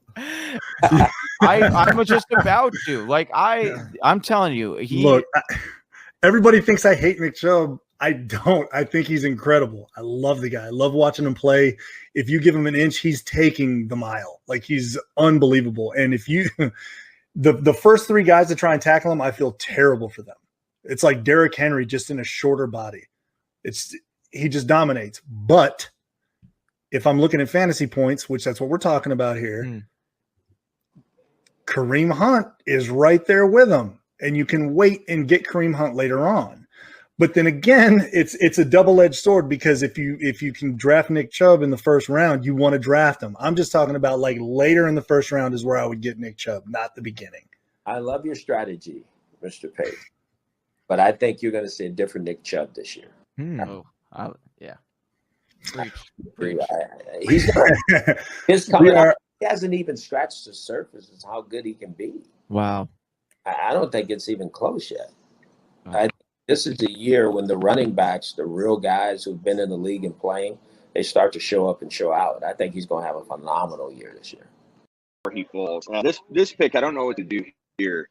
I love the Justin Herbert pick. Dirty Herbs. Herbert's my number 3 / 4 Dirty Herbs, quarterback. baby. Him You're and gonna Kyler. be so disappointed. I go back and forth. Oh, I'm gonna time out here. I'm gonna go back and forth on Herbs and Kyler, depending on scoring format and just how I'm feeling that day. If I've had my pasta, it all will determine which quarterback I take. But Herbert at 6.12 is gonna look like ridiculously good value come week 17, and we reflect back. He's a beast. Herbert's gonna be an MVP candidate, and I think that the Chargers are going to look phenomenal, and he's gonna be insane. He's gonna be the number 3 quarterback off the board, number 3 or number 4, without question, without hesitation in 2022. Do you remember the last rookie that set a bunch of rookie records for touchdowns and stuff, and then switched his offensive coordinator in the offseason? Enlighten me. His name is Baker Mayfield, and and everyone was high on him the next year coming in, saying, "Oh, he's got a better offensive coordinator. He's going to be the next big thing." And what ended up happening? More people than not were so incredibly angry at Baker Mayfield because he did this, shat the bed. And I honestly think that's what's going to happen with Herbert this year. I think a lot of people are expecting what they saw in him last year, but we have to realize that he had 5 rushing touchdowns last year. That's not going to happen with a full year of Eckler. We also saw him, pass for an ungodly amount of touchdowns that we've never seen before. And now he doesn't have the same offensive coordinator. He now gets Joe Brady, or I keep saying Joe Brady. It's Joe Lombardi coming in as his new offensive coordinator. And I just think that we are going to be very disappointed in Herbert this year. I think that it's going to. I'm not to say that I think he's going to be as bad as Baker was that next year. I don't want to say that, but I have Herbert as my quarterback 12. Johnny, I made a song, yes. A rap song about Herbert. Oh, well, okay? Let's hear it, dude. Drop some bars. No, I've got it. I play it on my show all the time. It's already recorded and minted. But Baker. It's like this. You could give that example. This meatball is going to taste different than this meatball. This meatball is going to be different than that meatball. Just because Baker went through something doesn't mean Herbie is going to go through it the same way and have the same result. Oh, that's not my only reason. I just threw that out as a big thing because everyone and their mother were complaining. Oh, everyone was so high on Baker Mayfield. We were fooled into believing he's the next big thing. And the storyline is where I was getting as the similarities. Well, I don't think Baker and Herbert are the same type of quarterback. I think Herbs is going to go nuts, but we'll see. We'll reflect on it. I've got you guys writing my Rams article. Smitty when it's dropping notes. Thank you. Appreciate it. Appreciate that, and the meatball reference too. Fire. Yeah, we'll see. I'll make you a rap song once Herbert drops fire in 2021. It'll be dedicated to Johnny. Okay, I'm gonna hold you to that, Smitty. We're gonna have to start. Welcome back, Whisper Nation. We are here into another hour and ready to welcome a very special guest, our man Eric Moody here from the mothership, ESPN. Man, it's awesome to bring you here, Moody. How you doing, brother? Oh no, doing pretty good. I'm like I mentioned, I'm fully caffeinated, ready to rock and roll. But anytime I can do I'm start my morning off with a mock draft and talking about fantasy football, you can't beat that, right? No, yeah, no. Easy like Sunday morning. That's what we're doing here. So good morning, Moody. Good morning, Whisper Nation. Moody, I mean, your life has changed rapidly in general, but just from year to year. I mean, last year with a totally different company, this year working with ESPN and not just with fantasy, NFL, NBA, WNBA. Talk a little about that transition and what's been going on in your world, man. Yeah, no, I'll be happy to do that. So, I would say it's getting around the 1 year mark. So, around this time last year, I was working with Pro Football Network, creating fantasy football content. and had an opportunity, to join the great team over at ESPN, and really my role now, it's NFL, NBA, WNBA, not only fantasy sports content, but also sports betting content. So, I've got 3 sports that I'm covering all year long, and that was always been my passion and my dream, my dream job. So I ended up making the transition to a full-time role from working in a financial services company over at USAA. So I was a manager over there and leading like a team of retirement income advisors. So I'll kind of cap that off with this. It's, it's never too late, to change your path. I did some research. I think the average age of people who do change careers is around like 38 or 39 years old. So if you build the runway and the path and the steps to get there, it can happen. Love that. Yeah. Oh, and Moody, Absolutely. you always like put out awesome like tweets to help people. You give, hey, if you're trying to grow here, try doing this. That's super awesome because a lot of analysts are scared to kind of do that because they're like, oh, another person to compete with me, or not listening. And I'm just shout out to you and your Twitter, awesome follow. No, it really is. Make sure it absolutely is. Moody, I wanted to ask you on that topic here of you now landing in a position that so many people dream of from such an early age, right? But you did it in a path where you also had another career going, as you mentioned, which I know is very difficult to do. And you're working very hard in both fields then to create this runway, as you mentioned it. I was wondering if you could just speak a little bit to if you see that as a common path to some of your now peers that you're associated with, or do most people like, I'm going the college route, I'm committing all the way to the sports, and if I ever make it or break it, or other people are like, no, I'm kind of doing 2 things at the same time? Yeah, it's what I've noticed is that everyone kind of has their own, I guess, different path or way they ended up, in the role. In many cases, it is having that, that previous career or something that you were doing, and you were kind of something that you were doing before that was different, obviously, than sports media, and eventually making that transition. And so it's just different for everyone. So you could look at my path and say, hey, that's great. I want to try to replicate that. But there's a lot of different ways like around it. I'll tell you with this, whenever I started creating content back in like 2015, most of it was like written. It wasn't a lot of live streams. It wasn't a lot of video content. The main social media platform for fantasy back then was obviously Twitter. But now you got TikTok, you've got Instagram. More people are doing content on Instagram and all these different platforms. And so I would say this, if you do have aspirations and want to make that jump, is that I would write as much different content as you can, multiple sports, or at least the betting side and the fantasy side, but also get really active on social media too, and just be able to kind of be that triple threat, written content, audio, and video. I think that's the path to go. But to bring all that together, I'm like, with sports betting, that's really created some additional opportunities for those in the space. And so that's huge with the legalization of it. And so you have to have some toes, in that water to be able to wear like multiple hats. That's a way you can differentiate yourself from other content creators out there. And of course, just work hard and grind. Like, it didn't happen overnight to get to where I'm at. It did take some time to get there, and a lot of content, a lot of late nights. But if you have a game plan and map it out, you can make it happen. Well, late nights, early mornings, that's kind of what we're doing right now with this 24-hour mock draft marathon. So we'll get into it. You spoke a little bit, Moody, and you inspired me to kind of bring up what Kobe Bryant said. Everybody's figuring out their own puzzle.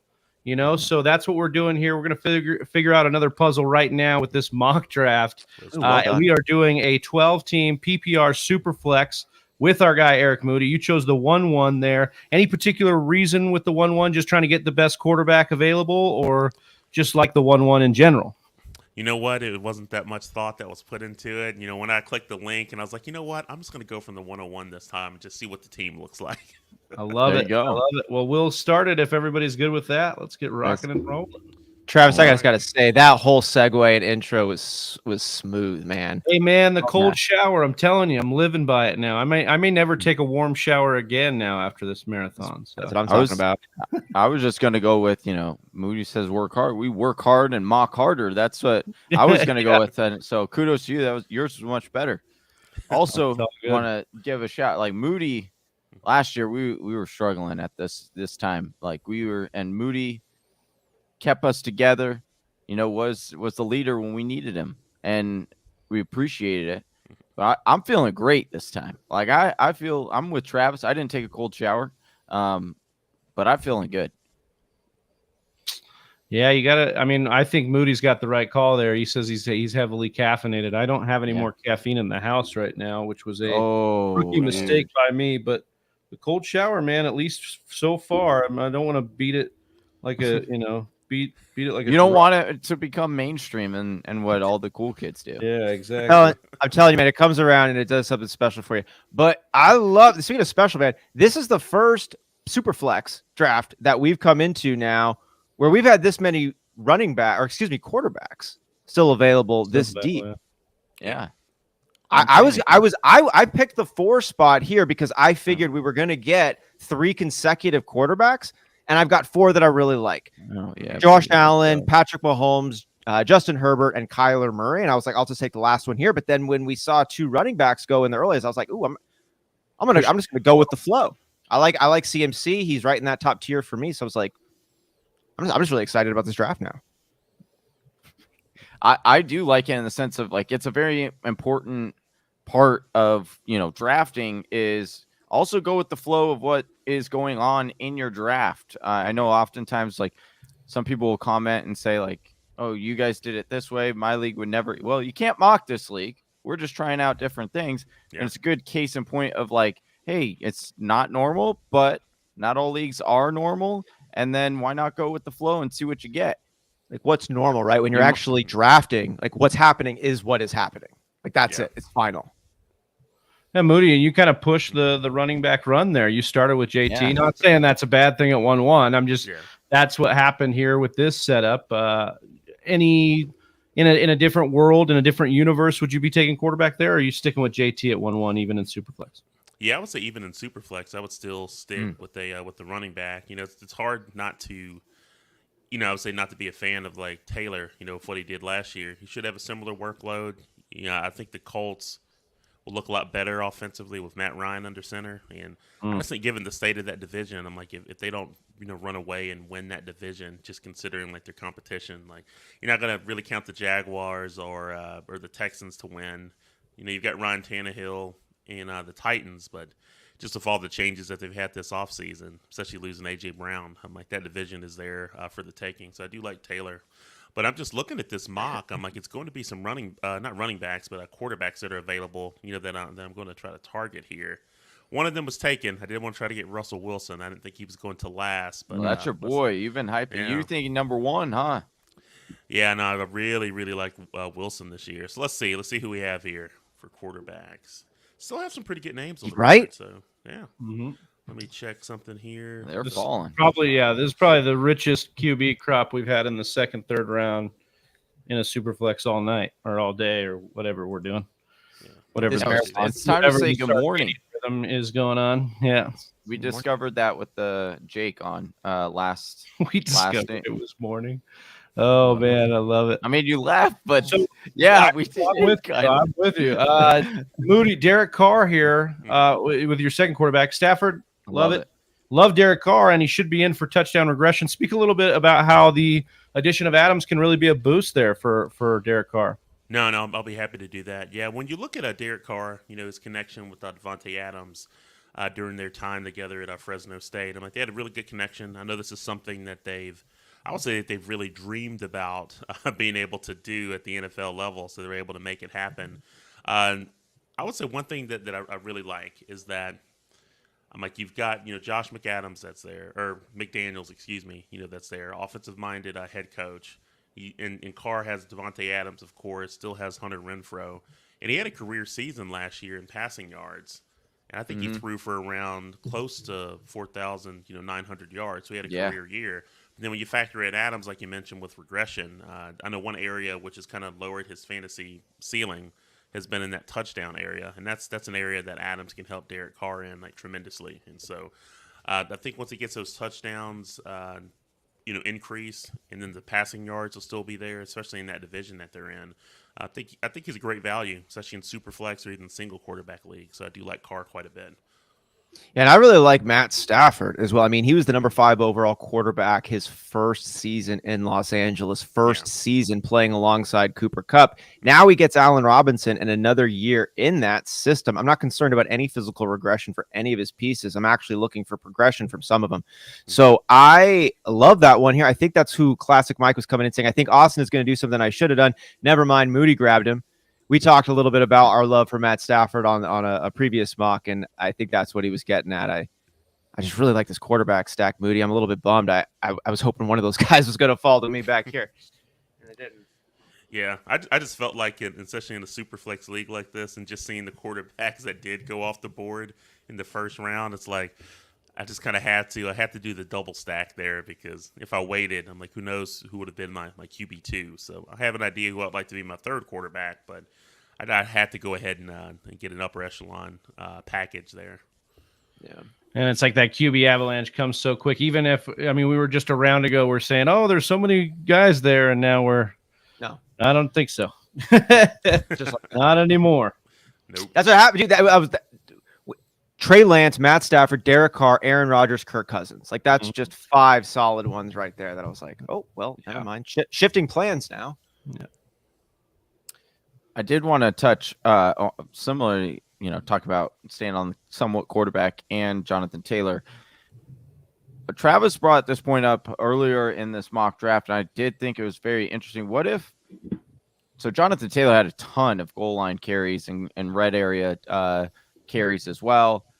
Some could point, and Travis made the point, it could have been because they were trying to protect Wentz in the red area, and so therefore they were giving him so many touches, therefore, and he was getting in the end zone. Do you think with Matt Ryan there, who is more efficient and more effective and more accurate, do you think that could be a huge sign of regression for Jonathan Taylor and that he won't get as many rushing touchdowns, or you just feel like he still has a really, really safe floor? Even if that is the case, he's still going to get 10 plus rushing touchdowns. Yeah, no, I don't think that'll change. I think the biggest thing that Matt Ryan brings to the table is really just stability. And then whenever you're in certain situations, whether it's second and short, or third and long, I think with his mental processing and decision making will make a big difference, for the Colts. And so when you look at Taylor, I guess from like a projection lens, I'm like, he's still in a position to, I would say to accumulate, around, 1,800 total yards. And like from a touchdown lens, I think his floor at touchdowns is 12, but it wouldn't surprise me if he has 15 to 16. So I'm not overly concerned. I like that. Good take. A good take, Easy Daddy with ETN there, the pick right before me. We're not bitter at all about that. Not at all. Yeah, I was excited to see at least Michael Pittman and Terry McLaurin fall. Now, because those are two players that I'm really, really excited about, especially when you look at McLaurin. Kind of start with him. It's funny because Carson Wentz, I think, was in awe whenever he played against McLaurin during his rookie season, and so he had a monster game when the Eagles played against the Washington during that time. So I think they'll hit the ground running, and this is, you kind of hate to say it, but this is really like the best quarterback that he's played with up to this point in his career. So I think he's going to have a monster season. I'm a big Michael Pittman guy. Let's go. He had a career season, last year. But when you look at Ryan, I'm like, he has a history of really peppering his number one receiver with targets. So I think that's not in the red area. Yeah, I think he could finish as like. Hold on a second. Let me open up that window. I was like, I'll make sure I'm not on the clock. I turned the sound off because it kept getting that jingle. Oh, I know. It'll get with it too. You're like, wait a second. Am I dreaming this? What's going on? Yeah. So now I like Pittman quite a bit, though. I think he has the potential to finish as a top 10 fantasy wide receiver in my opinion. So. Yeah, I think Pittman stands to benefit immensely. I mean, he was already okay with Wentz, and then you see Matt Ryan, just how efficient he is and what he can do. And Pittman just checks all the boxes. I liked what you said there about Terry McLaurin, best quarterback. Wentz is the best quarterback. I mean, in the same breath, we're talking about Pittman getting an upgrade from Wentz. We're saying Wentz is actually a good thing for Terry McLaurin. So everybody wins with your wide receivers there, Moody. So I think that's a good no concern now with anybody. I mean, they got Dotson in the first round. You don't see any other way that Terry McLaurin doesn't dominate the target share still. Yeah, no, I like like Dotson too, in that offense. But when you look at McLaurin, I'm like, he's still a lock for over 120 targets, in my opinion. So I think he's someone like from a yards lens. I do see like 1,000 receiving yards being like his floor. He's someone I think can finish is like I would say a mid to low end wide receiver too. His ceiling could be higher. It just depends on which version of Carson Wentz we get. So we'll see. Yeah. Well, the Washington Commanders are definitely hoping they get the roll back to the MVP days. But we've all been wishing that. Yeah, they are. I just, for Terry McLaurin's sake, man, I just want him to play with a good quarterback for once. And I honestly think if he got like a Russell Wilson or he went to a team, I honestly think he has the talent to be a top 5 wide receiver. Oh, I'm on the clock. Yeah, I was trying to distract you by talking about. You did, dude. You did. You successfully that way. I like the Matt Ryan conversation. Actually, Matt Ryan. We were talking about this before. I had such a pleasant experience with Matt Ryan a few years back. That sounded weird, but you met him. You hung out with him. It was in 2016. Actually, he was coming off of a down year for Matt Ryan. He was the quarterback 20 the year before in 2015. And I remember though grabbing Matt Ryan like super late, round 15, and he was the number 2 overall quarterback. And this isn't the only time Matt Ryan has finished as the number 2 overall quarterback. And age 37, sure, but he's got a good set of weapons around him. Carson Wentz was able to perform really well, as we said, and Matt Ryan in this role, I feel totally fine with Matt Ryan as my second quarterback here in a super flex. I'm going to get some more quarterbacks as well, but I feel really good about him here in Indianapolis. Meanwhile, Moody just keeps stacking wide receivers over here. Doing his RB. I like how he's setting this up because he anchored that with Jonathan Taylor, and now he's just peppering wide receivers and getting high upside guys. Yeah, I was kind of keeping my fingers crossed that Elijah Mitchell fell to me, so it was close. So, yeah, I would have been happy with him as my RB2. But just looking at those receivers, I was trying to target receivers who were in line for a very sizable target share and the number 1 receiving option, in their offense. I know there's a lot of uncertainty with someone like Amari Cooper, just given Deshaun Watson's situation, who'll be under center, whether it's Watson, Brissett.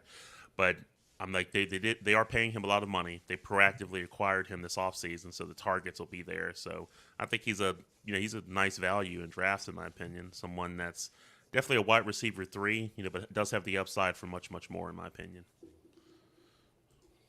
Yeah, I wonder if you'd talk a little bit about Darnell Mooney. I think we've talked, that target share is there. I just wonder, and he definitely is a good fit for what Fields likes to do. Yeah. I think Sigmund Bloom earlier was calling him like a version of Tyler Lockett, and the matchup is, the pairing is good. So excited about Mooney this year, Moody. No, I am. We've seen glimpses and gotten tastes of what he's capable of. But if you look at Mooney and Justin Fields, I'm like, they trained together this offseason. Mooney last year had the 6th highest target share among wide receivers at 26.7%. And I think that situation could repeat itself in 2022. But with Mooney and Fields proactively working together this offseason, that's going to improve the quality of those targets he got last year. So he's someone that does have a very, very high ceiling. And I'm surprised his average draft position is where it's at, whether it's in a single quarterback format or a super flex. So I agree with that. Love Matt that. Nagy leaving will probably increase the quality of the targets as well. We get some better play calling there. And I love the narrative of them, they're best friends. Mm-hmm. I love that. I buy into that so quick. I'm such a sucker for those. Yeah. I'm on the clock. Oh, no. Uh-oh. Oh, okay. I got that. Oh, we got him. I did a quick click. It was all right. Elijah Moore is a guy that I would have liked there over, although I do like Smith. Hey, Travi, how you feeling about your build here? You got your second running back there in Damian Harris. It's not great, but that's not what your strength of your team is anyways. You got two good quarterbacks there. I like the upside the wide receivers bring. Mark Andrews, I think, is in for a great year as well. How you feeling about it? Yeah, I lean more on the side as you with Leonard Fournette. I think that he could be a sort of a discount version of an RB anchor here. We know that he's definitely going to, as long as he's healthy, he's going to get all the touches. That's what happened last year. And he was an RB1 down the stretch. He just got hurt. And then, you were kind of shit out of luck. But I think I went with Damian Harris because I've been drafting a lot of like Rashad Penny in this area, maybe even like Tony Pollard or something like that. I went with Damian Harris just to kind of mix it up. I think he is a firm RB2. I think without picking up the option, they're definitely going to run Damian Harris into the ground. Like that's what they're going to do here without paying him an extension. But, Stevenson could take over. But I think to start the year, when you go light on RB, we talked about this, kind of a zero RB build, but not a full zero RB. Just starting the year with guys that should have the role. And check it out. Damian Harris is definitely that guy here. At least to start. I think it's good. I mean, he's going to score touchdowns. Travi, were you on the mock with us, or was it when you were off when we were talking about how the Patriots end up having a running back who ends up being good, but they're never good for multiple years in a row. Yeah. We were talking about that, and it kind of changes over. When we look at the New England backfield, Moody, what's your kind of take there? Do you fade Harris and pick up Stevenson? Do you fade it all together? Yeah, no, I wouldn't fade it all together. I do like Damian Harris. He's a solid, flex option with upside, but I do see, Stevenson still being actively involved. It's kind of one of those scenarios. They're two players, and I'm not necessarily reaching for, but if one's available, I don't mind scooping them up. And I kind of found myself in a similar situation here because the one player I would have loved to have had as my RB2, at least for this build, was someone like Damian Harris or even Tony Pollard. But I do like Melvin Gordon quite a bit. Yeah, he's I think he'll be active more I would say more involved than what people think this year. With Javonte Williams, I'm like they brought him back for a reason. So he'll be involved. So I think he's someone I'm very comfortable having as like a flex option with upside, obviously, for much more. I think another player, which I don't know, some people may view as controversial, is I think like Miles Sanders. He's someone that the community is just kind of fading. I'm like, he's obviously not going to be deployed as like a bell cow, but he's still going to get enough touches and be actively involved. One thing with the Eagles, which may surprise people, is that if you look at like run block win rate over the last two seasons, the only other team that has a higher run block win rate than the Philadelphia Eagles, like is the Washington football team or Commanders. And so he's going to get some great blocking. I just think he'll have a better season in 2022 than he did in 2021. So just a couple of thoughts on those players. Yeah, and so I think the Eagles maybe have the best line. Yeah, that's a great question. Smitty coming in. Has anyone ever seen Johnny and Justin Herbert in the same room before? Hey, dude, that's a big compliment. That's a good-looking guy. Herbert's hair isn't quite that long, but yeah, he's getting there. But we were talking a little bit about Miles Sanders here. I actually was picking him up in some of our dynasty mocks because not because of what he's got at the Eagles, actually because he's 25, and I think the next team could actually be like a good situation for him. But to get back to the Eagles redraft in this draft, one of the best lines.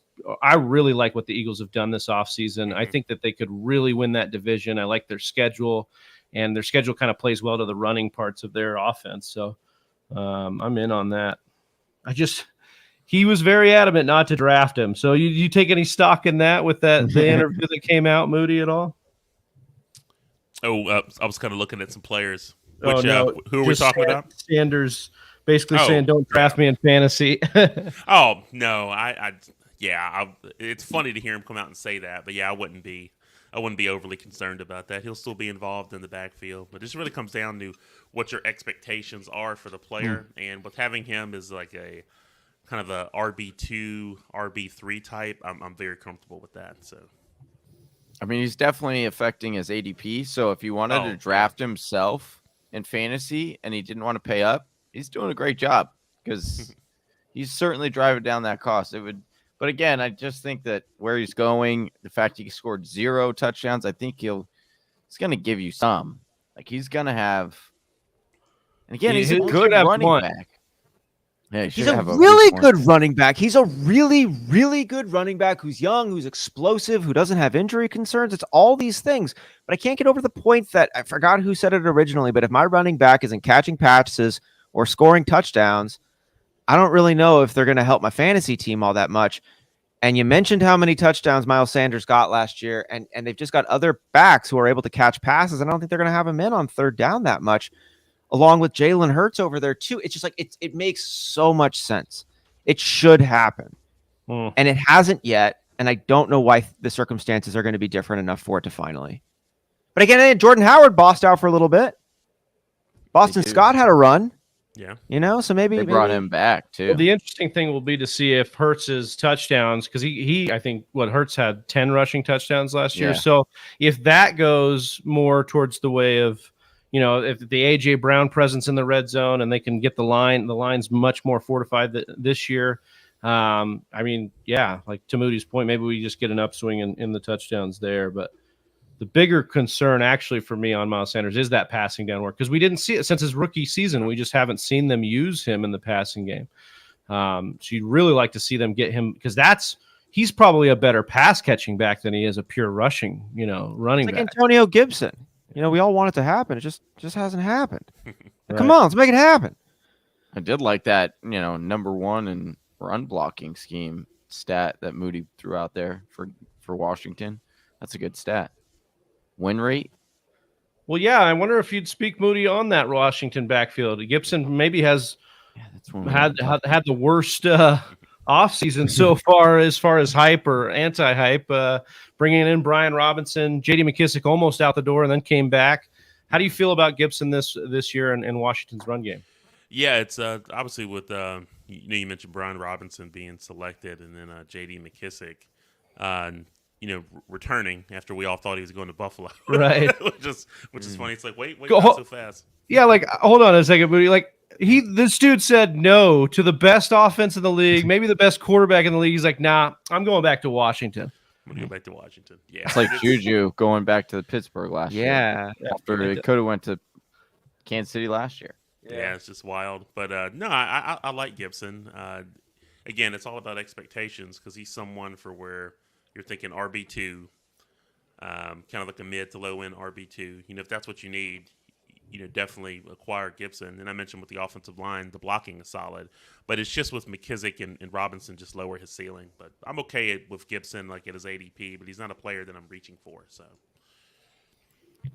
again, it almost comes, those ambiguous backfields. You want to target them because one of them it could pan out. Mm-hmm. So it is kind of nice that it's driving down his ADP quite a bit. Oh yeah. Dude, I just love his Sanchez coming in here the last couple of drafts and just all about Antonio Giddy Gibson coming in here. Just consistent love for the dude. I appreciate that. Shout out. I'm curious to see who'll be available when I'm back on the clock. Again, I kind of suck with that narrative around number one receivers. Like, regardless of what you think about Christian Kirk's contract, I know people are like, oh my goodness, they overpaid for him, but he's going to get heavily targeted by Trevor Lawrence. So I think he's someone that's being overlooked in drafts, in my opinion. So I think so too. I mean, he had his best year last year with 982 yards, and he's never been really slotted as that number one guy. I'm with you. 25 years old, he's got explosivity in his wheelhouse. Yeah. Cool. Yeah, it's just like you mentioned, he did have a career year. One thing, like with the slot production, I know he recorded 722 receiving yards from the slot. That was the fourth most in the league after Cooper Kupp, Mark Andrews, and Tyler Boyd. So, they signed him to a monster contract. The targets will be there. So I like it quite a bit. I know Jacksonville needs wide receivers and someone that can connect with with Trevor Lawrence. So I'm sure it can't get any worse since Jacksonville had the fewest passing touchdowns in the league last year with 12. So, hey, we can only go up from here, right? Yeah, that's right. Yeah, exactly. And you can only go up from Urban Meyer, so you're probably going to have a competent offense there. And again, I just think it's about what was Trevor Lawrence good at in college, short and intermediate, middle of the field, and that's something that lines up pretty well with Christian Kirk's skill set. So I'm with you on that. And just at the cost. I mean, Kirk's just getting slept on big time. No, seriously. That's gonna rise up. All right. Well, I kind of have an idea here. All right, Maybe. I would he gets a think- good positive camp report. He gets one of those Tyreek Hill type touchdowns in preseason game. I think Zay Jones is the wide receiver that you're going to end up wanting in Jacksonville. Really? Yeah, Zay Jones. Zay Jones was actually really good last year at the end of the season. I think that with a full offset, they also did re-sign him to a pretty decent amount. Of course, it wasn't Christian Kirk money. Not many wide receivers get Christian Kirk money. But Zay Jones is actually a guy that I think is going to be a waiver wire guy. You think he's going to straight up outdo Christian Kirk?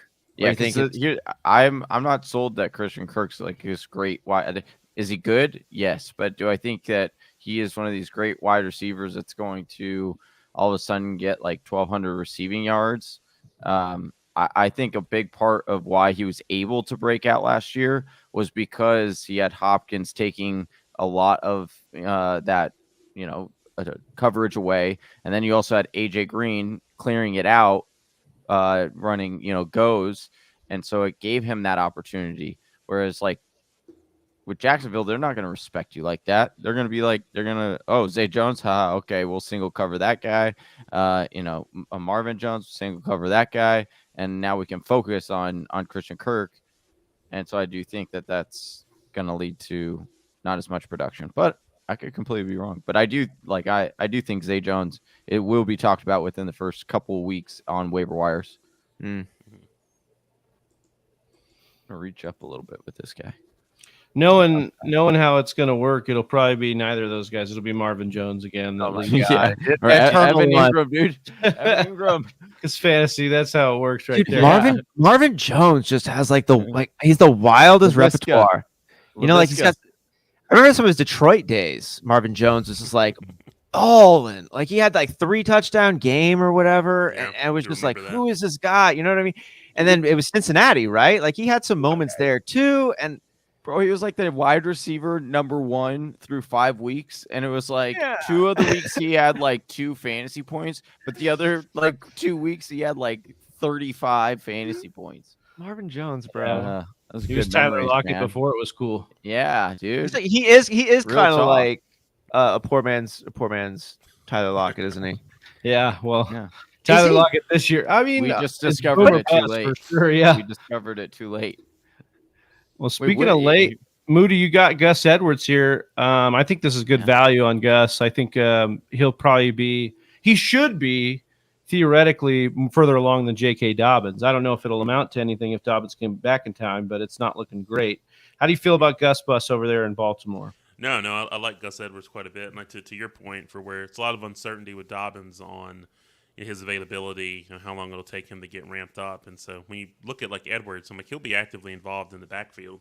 And again, he's another player I'm comfortable, having as a flex option, depending on the depth of the league. But he's still someone that I can see getting anywhere from 160 to 180 touches or maybe more. And when I look at Dobbins and I look at Edwards, just given their respective ADPs, I'd rather just roll the dice with Edwards instead in that backfield. So. Yeah, all right. I guess I'm back on the clock. Let's see here. Moody's got to bring us home here with the last pick of the draft. Steal of the draft right here. I guess, dude, Classic Mike just startled me, man. I was just hovering my clicker over Darrell Williams because I was like, I'm just gonna take him here, and then I was like, oh, I'm up, and I'm like, where'd he go? He's gone. Well, that's what happened with the Henderson pick for me. Was I was just hovering. Austin, I was going to take Naheem Hines there, and then literally somebody drafted another running back, which caused the whole board to shift up. And I just real quick clicked it, and it clicked on Henderson over Hines. So. Hate those quick clicks, man. Moody, let's talk a little bit about what you did here, your build. We talked a little bit about it halfway through. Let's see how it shaped up here. Yeah, let's see. So, started off with Taylor. I guess I'll just kind of look at it, by the different positions. So, let me click on the roster tab here. Yeah, so when you're looking like a quarterback, just given the quarterbacks that came off the board, at least on of my tiers and projections and everything. Like Matthew Stafford and Derek Carr, really good combo. You kind of round that off with Zach Wilson is my third QB, who I think that'll have a better season than people anticipate. Just given the playmakers that New York has surrounded him with. Running back, we have someone like Jonathan Taylor. It does allow you to take on some additional risk, at running back. But I did just prioritize like the wide receiver position after the third round, and I feel really good about that group. You got Pittman that's there, McLaurin, Mooney, you've got Cooper, and you've got Christian Kirk, and then you need someone like Jamison Crowder, who's I think being overlooked, especially in deeper formats. So I feel good about those receivers. They should get a ton of targets. As the number one option in their respective passing games, except for Jamison Crowder. But the Bills and Josh Allen over the past 2 seasons, I'm like he's heavily targeted like his slot receivers. I believe like the only quarterback who has more targets to their slot receivers is actually Patrick Mahomes. So he'll be more actively involved than people think. And, for tight end, I do like Pat Freiermuth. Guys like Freiermuth and Cole Kmet, they're available in the double-digit rounds, really great options. So I feel really good about the team. I can see myself kind of prioritizing like the running back position on the waiver wire, trying to find that breakout running back candidate. But, I feel good about the build. Yeah, and I think the luxury of having Jonathan Taylor first means you can kind of play that game with the other running backs. You can kind of cycle through and churn it over.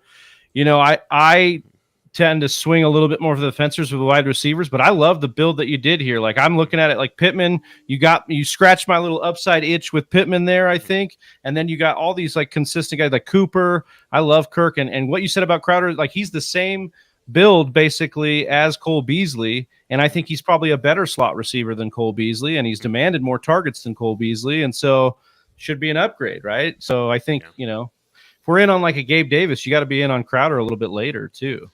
Yeah, and that's the thing like with Gabriel Davis, where I think his ADP or average draft position is really getting out of control. Just where he was at, 3 or 4 months ago. But to my point, the slot receivers are heavily used in the Bills' offense, and I just rather wait and get Crowder or even someone like Isaiah McKenzie, depending on the depth. I know there's been different reports. I just feel like Crowder will end up being the guy. And if you look at his body of work, he's been productive, especially if you look at his last season where he's played 16 games. But Josh Allen, again, going back to this narrative, is really the best quarterback that Crowder's had a chance to play with. And when you look at the quarterbacks that he's caught passes from, it's a really dire situation. So I just prefer Crowder later in drafts. And I'll get Davis, but it depends if he's at a discount. So. Yeah, I feel that. Well, Easy Daddy back in the chat, not discounting anything, donating here to the Super Chat. So we got to hit him with a little bit of that Whisper Nation. Woo!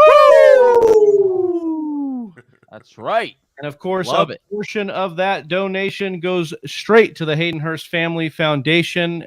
We are excited to be donating to a great cause this year with the Mock Draft Marathon and all the solutions they provide for mental health, for veterans, for the young children, and the adults. I mean, just everybody, because everybody can be, benefit from some mental health solutions, as we've been talking about the entire time. Moody, we'll work through some more of these draft grades. Maybe take a peek at the board, look at some teams you like here. Yeah. Austin, did you see it while Moody takes a look there? Austin, did you see anything you liked that stood out to you in this draft? I do like Don Flick's team. Thank you very much for all that you did. But I think you did a really good draft here, Donnie, with Joe Burrow, Dak Prescott. We're in a super flex. I like the upside. I like the floor of both of these quarterbacks here.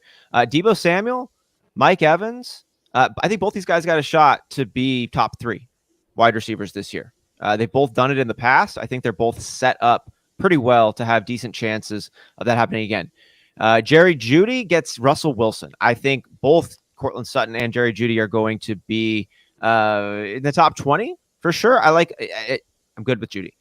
Then he picks up his first set of running backs. He goes on a little bit of a run. I think he did a good job of providing himself with real options that have upside and decent floor as well. Antonio Gibson, Ken Walker, Kareem Hunt, or Ramondre Stevenson. Like you're only playing 2 of them.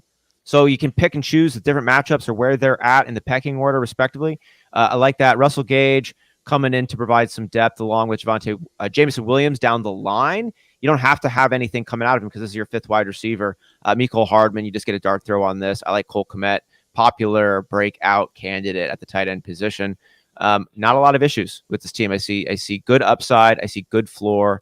Could have had maybe a little bit more pizzazz at the quarterbacking position, but I like what he did, and it could really work out. So everything else is good. It was one that kind of caught my eye. M Tout 23, with that squad. Mac. Yeah, with I like the quarterback, especially being able to get Mahomes a little bit later, who's still one of the top quarterbacks in the league. But then with my guy Russell Wilson, I do like the wide receivers. With Cooks, who's always underrated. Juju Smith-Schuster, again, he should get a ton of targets, especially with assuming he'll be doing most of his damage from the slot, which bodes well with Mahomes.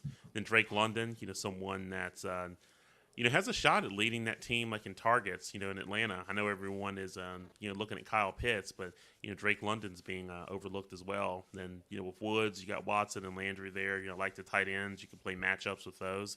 And then kind of sneaking in and getting Ryan Tannehill a little bit later as a QB3. Now, I know looking at the running backs, people are thinking, oh my goodness, we only have 3 running backs here, Chubb, Elliott, and Montgomery. But it's still one of those scenarios for where in this build, I'm like, you're likely just starting 2 running backs every week. You can alternate between those players, and they're all projected to get a pretty sizable opportunity share. And so, obviously, there's some risk with an injury there, but again, that's what the waiver wire is for. But I find this build intriguing. So, yeah. Yeah, and it's like you said, you're only starting 2 running backs, but of the running backs you could pick from, these feel like the steady eddies, that you'd go with, at running back position. Montgomery is my 3rd running back. Sign me up for that. I'll take that. Mm-hmm. Absolutely. Moody, any other team maybe make it 2nd for you? Any other team kind of catch your eye here? Let me see here. I got to say real quick, I got team 8, which was auto-drafted by the computer. That team is terrible. I'll tell you right now. Hey, I'm a Mac Jones believer, but you can't just go out with just only Mac Jones. Come on. You go 0 quarterback. What are you doing, 10. computer? What are we doing, dude? And then you get Chris Godwin, Sky Moore, Rondale Moore, and Pickens as your wide receivers. Your 3rd one. Unbelievable. No, none of these guys might play. Hey, including the computer, who is not a human. Yeah, teammate, be better. Yeah, John, you're right, man. This team is not well put together. Had to roast somebody on there. That was the worst team by far. Yeah. I'm still kind of perusing here. Yeah, dude, they're all pretty good, solid teams. We've had a good. Man, I was looking. We got at, snipers in here. I was looking at team 12. Yeah, it's Donnie's. Don Flick. Yeah. Yeah, I kind of like it. You get Burrow, then Prescott, especially with picking that late, but then with having Debo, Evans, then Judy, as your starters. You got Russell Gage that's there who'll definitely be more involved early on, but who knows, with Godwin, what that's going to look like. Who knows? But then even with having a 3rd I would say the number 3 wide receiver in the Buccaneers offense, that's not necessarily a bad thing. Now, running back, I know it's some uncertainty there. You're really kind of looking at playing the matchups, but I was just kind of intrigued by this build, especially with being able to get Cole Kmet that late. I'm surprised he dropped that far. Right? Yeah, so I kind of like it.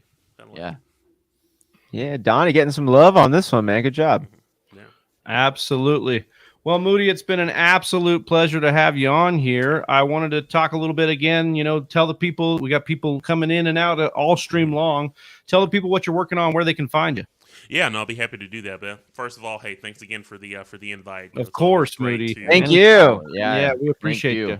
No, you're welcome. Yeah, it's always good to get on here and chat and catch up and do a mock draft. But yeah, I would just encourage everyone that maybe kind of tuning in and out and just kind of coming on to the stream now is first of all, I would say follow me on Twitter at Eric N. Moody. So if you're a fan of the NFL, NBA, WNBA, all 3, if you're a fan of all 3 or just one of them, I'm primarily tweet about fantasy football though. That's kind of how my account started, but feel free to follow me there. If you like fantasy sports and sports betting, but also if you like a dash of 1990s nostalgia, I'm like you'll be right at home.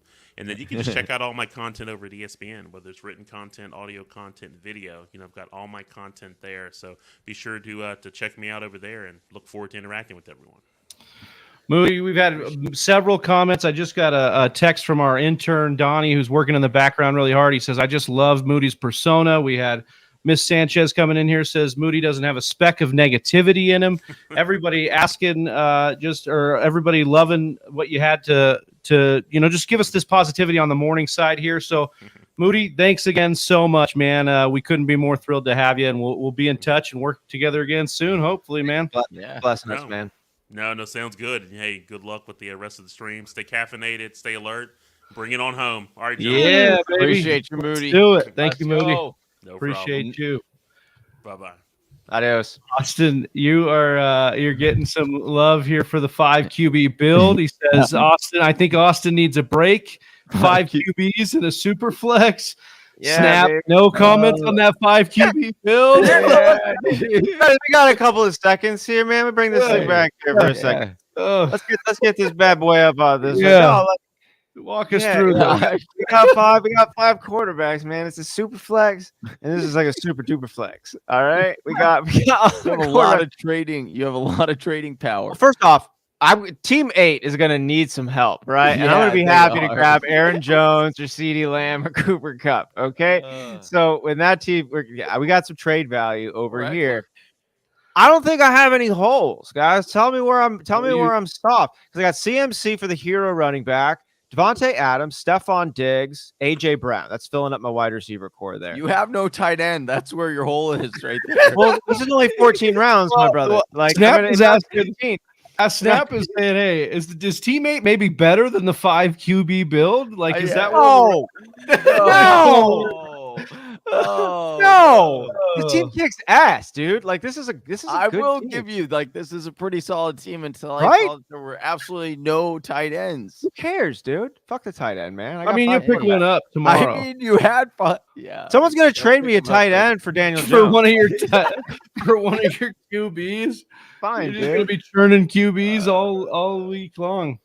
I've heard about robbing other. Like the Robin Hood story. You're going to rob Peter to pay Paul. You're basically taking from the other guys and giving to the poor. Poor Austin. Go get a nap in, brother. Dude, yeah, man. Yeah. Gonna go out on top. On top of the 5 QB build, baby. 5 QB, no tight end build. Dude. Oh, you Well are an done. absolute legend. People, look, we're giving Austin a little bit of a rough time here, but you guys understand he hasn't had a break since 7 p.m. Pacific time. So, let's just put that in perspective here. All right. So Johnny and I got our 3-hour breaks. Austin's about to get one. Hopefully he rises from the dead like Christ on Sunday and comes back to join us to bring this thing home. New age youth leader Christ. Yeah. We love you, Austin. We'll see you on the other side, brother. Go get some rest, man. Yeah. Enjoy. All right. Awesome. All right. All right. So, yeah, he was already trying to come back from the dead there. See, he was already trying to poke through. We are doing it here, Johnny. We're rocking and rolling. We're about to get into, what is this? About 5 hours left.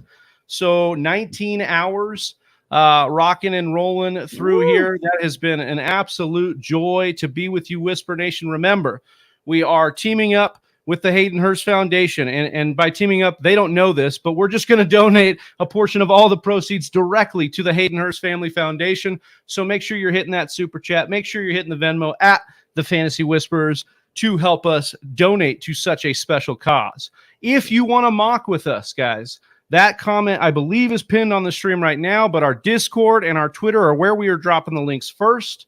So if you want to mock with us and our awesome guests that are still yet to come, including Luke Sawhook, who is on the other side of this break for our next hour, who is an absolute great Twitter presence, and we can't wait to pick his brain for some nuggets. You can get with us on Twitter and Discord. Yeah, we're gonna put brain nuggets. So funny, dude. I don't know, man. It's like 5 a.m. somewhere. So rising up. Back on the mocks. Instead of having Johnny just sing us out through here, we are going to play a little bit of a clip here from some of our guests before, and we will see you on the other side to welcome in Luke in the next mock draft. Let's get it. Dwayne, when we looked at the second year guys, just who pops out as your favorite second year fantasy football target for breakout this year? Yeah, so for me, and this one's kind of fun because it's just such a lightning rod like in the community. But for me, it's Amon-Ra St. Brown. I love Elijah Moore as well. I like Rashad Bateman, but Amon-Ra St. Brown, like really just when you look at what he did, in his rookie season, and here again, this comes back to, so what's the argument like on Amon-Ra St. Brown? It's that, well, man, he didn't have all those 30% target share games until, TJ Hawkinson went down. Right. And DeAndre Swift was out of the lineup. But at the end of the day, you know how good you have to be to demand 30% target shares repeatedly over and over and over. You have to be a really good, football player, like at the end of the day. And so that's what I'm buying into with a guy like Amon-Ra St. Brown. And people forget, like he was only 21.9 coming out as a rookie. Jamar Chase was 21.6 years old in year one. This was not an old player. He did slip to the fourth round, and these things happen sometimes, but he posted a PFF receiving grade that was worthy. He had a wide receiver 2 season with 223 points, but he also backed it up with a wide receiver 2 worthy PFF receiving grade of an 80. And so, I mean, those are things that I look for. And so with me, Amon-Ra St. Brown, and a lot of it does come back to ADP as well. And now let's just bake in the couple of extra things. Like we still have questions with Zach Wilson, right? Zach Wilson, can he boost Elijah Moore, right, to be at the same level? Because I like Elijah Moore as well. He had a 73.8 wide receiver grade as a rookie, which was wide receiver 3 threshold. He had a 24% targets per route run, which is wide receiver 2 worthy. He also had a wide receiver 3 yards per route run of 1.75. So Elijah Moore checks a lot of similar boxes, not quite as good as Amon-Ra St. Brown, because the easiest way to find future fantasy producers is they've actually already produced in fantasy, right? Then you look at these advanced stats to help back it up. So with St. Brown, like it's just a player that I know. Jared Goff, do we love Jared Goff? No, but we've seen him support multiple fantasy weapons before. We haven't seen that, from Zach Wilson. So I do start to pull the other pieces in, but they're more tiebreakers. But the profiles of Amon-Ra St. Brown looks good. Devonta Smith checks all the boxes we want. Elijah Moore, from again, just as far as checking their talent, like they've already shown they can demand targets. They've shown in data points that are individual away from just the volume that these guys are worthy of more. Now, will they get it or not? Like some of the other factors will play, but they're all eligible. So Amon-Ra is my favorite, and I like the ADP on him as well, because now Bateman's ADP is just kind of gone. Like it's like it's going through the roof. Like and Bateman honestly graded out the lowest of all these guys.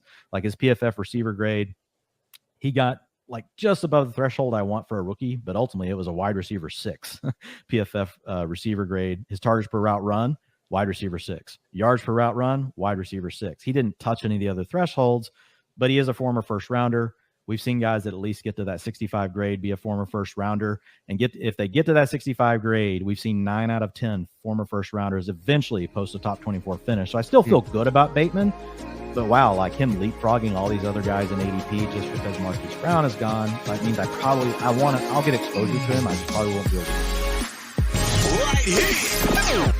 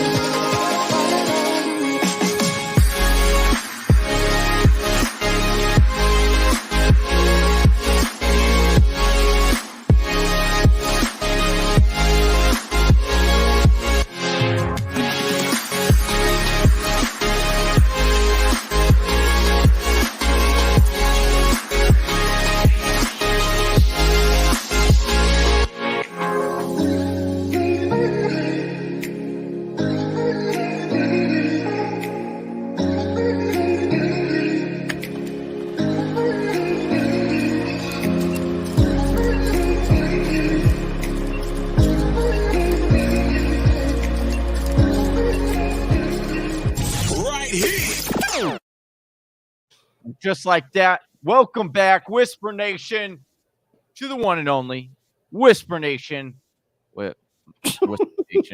The one and only Fantasy Whispers Mock Draft Marathon. I'm joined in this hour by my boy, my best friend, Big Travie. You already know him. You find him at Big Travie TFW. And this early morning mock draft, certainly like sooner than most people mock draft, Travis.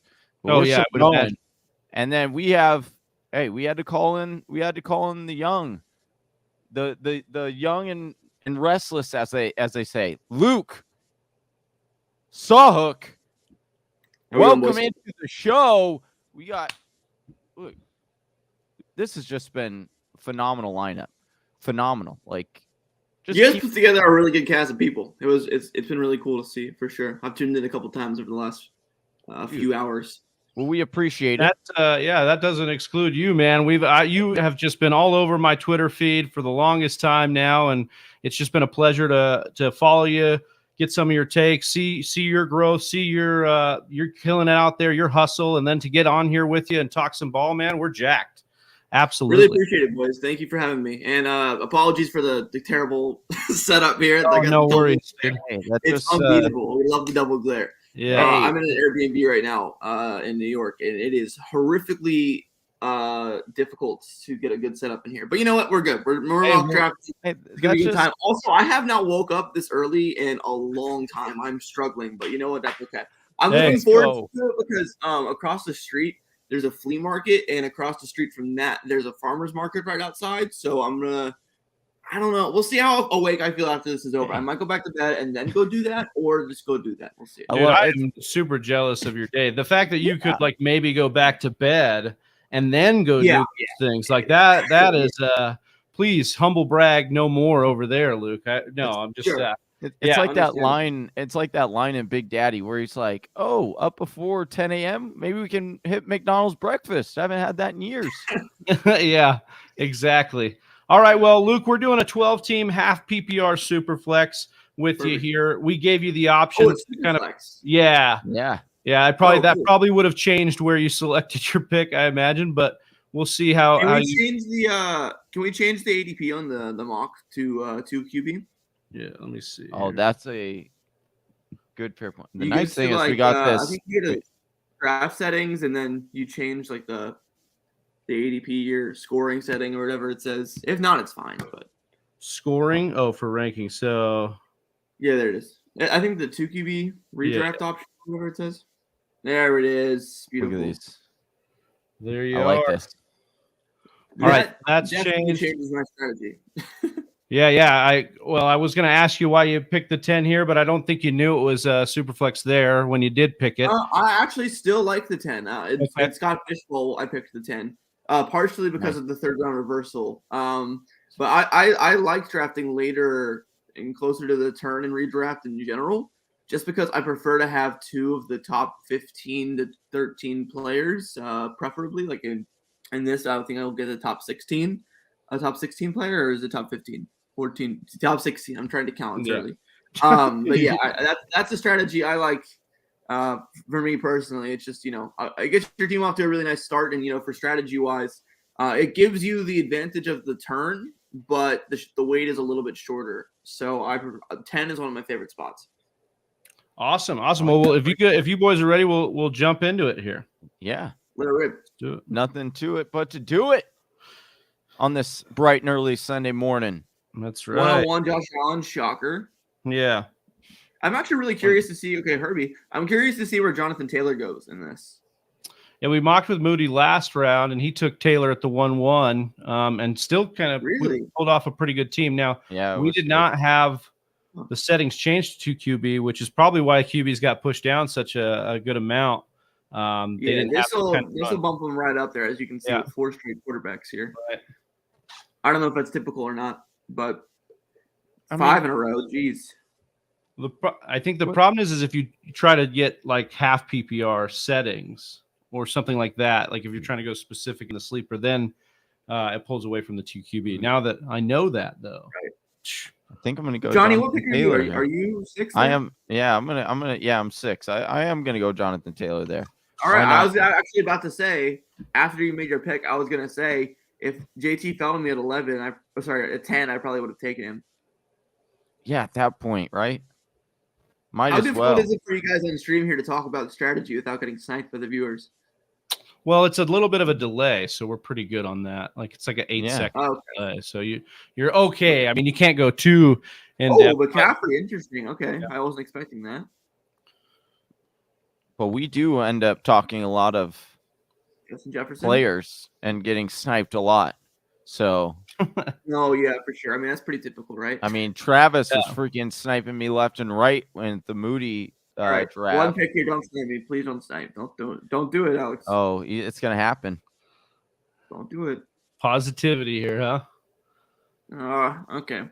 I was hoping for Burrow, but honestly, I was just kind of playing the ADP game with that because he's not my highest ranked quarterback. I am going to reach on ADP overall and take quarterback here. I strongly believe in starting 2 quarterbacks early in Superflex because they carry your scoring.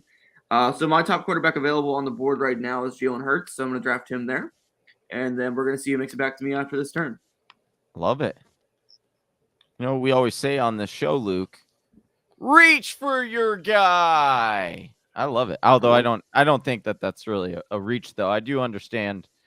Yeah. You're also kind of playing like the upside play, right? Like Dak, I think he's really, speaking of Scott Fish, that's who I took as my first quarterback because that dude completes a lot of passes. But is his upside, can you see a quarterback 1 or 2 in his future?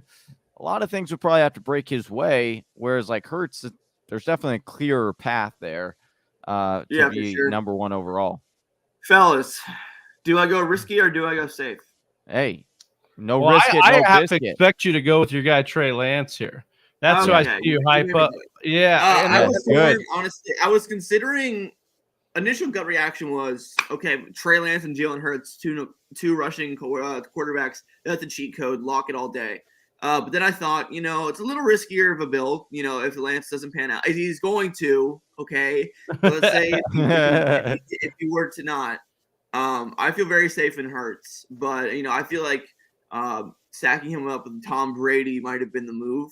Honestly, I thought about that pretty hard as well, but Lance Hurts, I feel really good about. I feel like those two provide a really, really, really solid floor for my team on a week-to-week basis with their rushing work. And if the ceiling is also extremely high for both of those guys. Like absolutely, I wonder if realistic to say that. They could both finish top 3 quarterbacks, but like if I woke up 9 months from now and you told me that they were both top 3 quarterbacks, I wouldn't be like, that's not impossible. Like they could. Right. So yeah, I like that start a lot. Luke, can you just make the elevator pitch for Trey Lance? I know you've been all over Twitter. It's been this kind of polarizing situation. We've talked about it ad nauseum on this marathon, but we'd love to hear your take on Trey Lance. Yeah, absolutely. So for me, Trey Lance I'll start with Jalen Hurts. Actually, I usually when I talk about Trey Lance, I always just talk about Jalen Hurts and then allow that to make the case for me. So Jalen Hurts last season was, obviously the starter for the Philadelphia Eagles after starting for a few games in the season prior. He got in there for about 4 games that he played in. And then he did really well for fantasy in those games that he played. He averaged, QB1 production and points per game in that small sample that he played. Next season, he came in. Overall, last season, he was the quarterback 7 in fantasy points per game, which is very, very good. Travis making his pick here. I'll let him talk about that for a second. Yeah, so I was going to go quarterback, but I decided I'd wait because I think one of the guys would be around there, and I got to snag Derrick Henry. And I know a lot of people could be in or out based on the workload. I just think if we're going for upside, like Derrick Henry's definitely got that, and I'm going to go with Kirk Cousins here. I'm really in on Kirk Cousins, the Minnesota Vikings offense.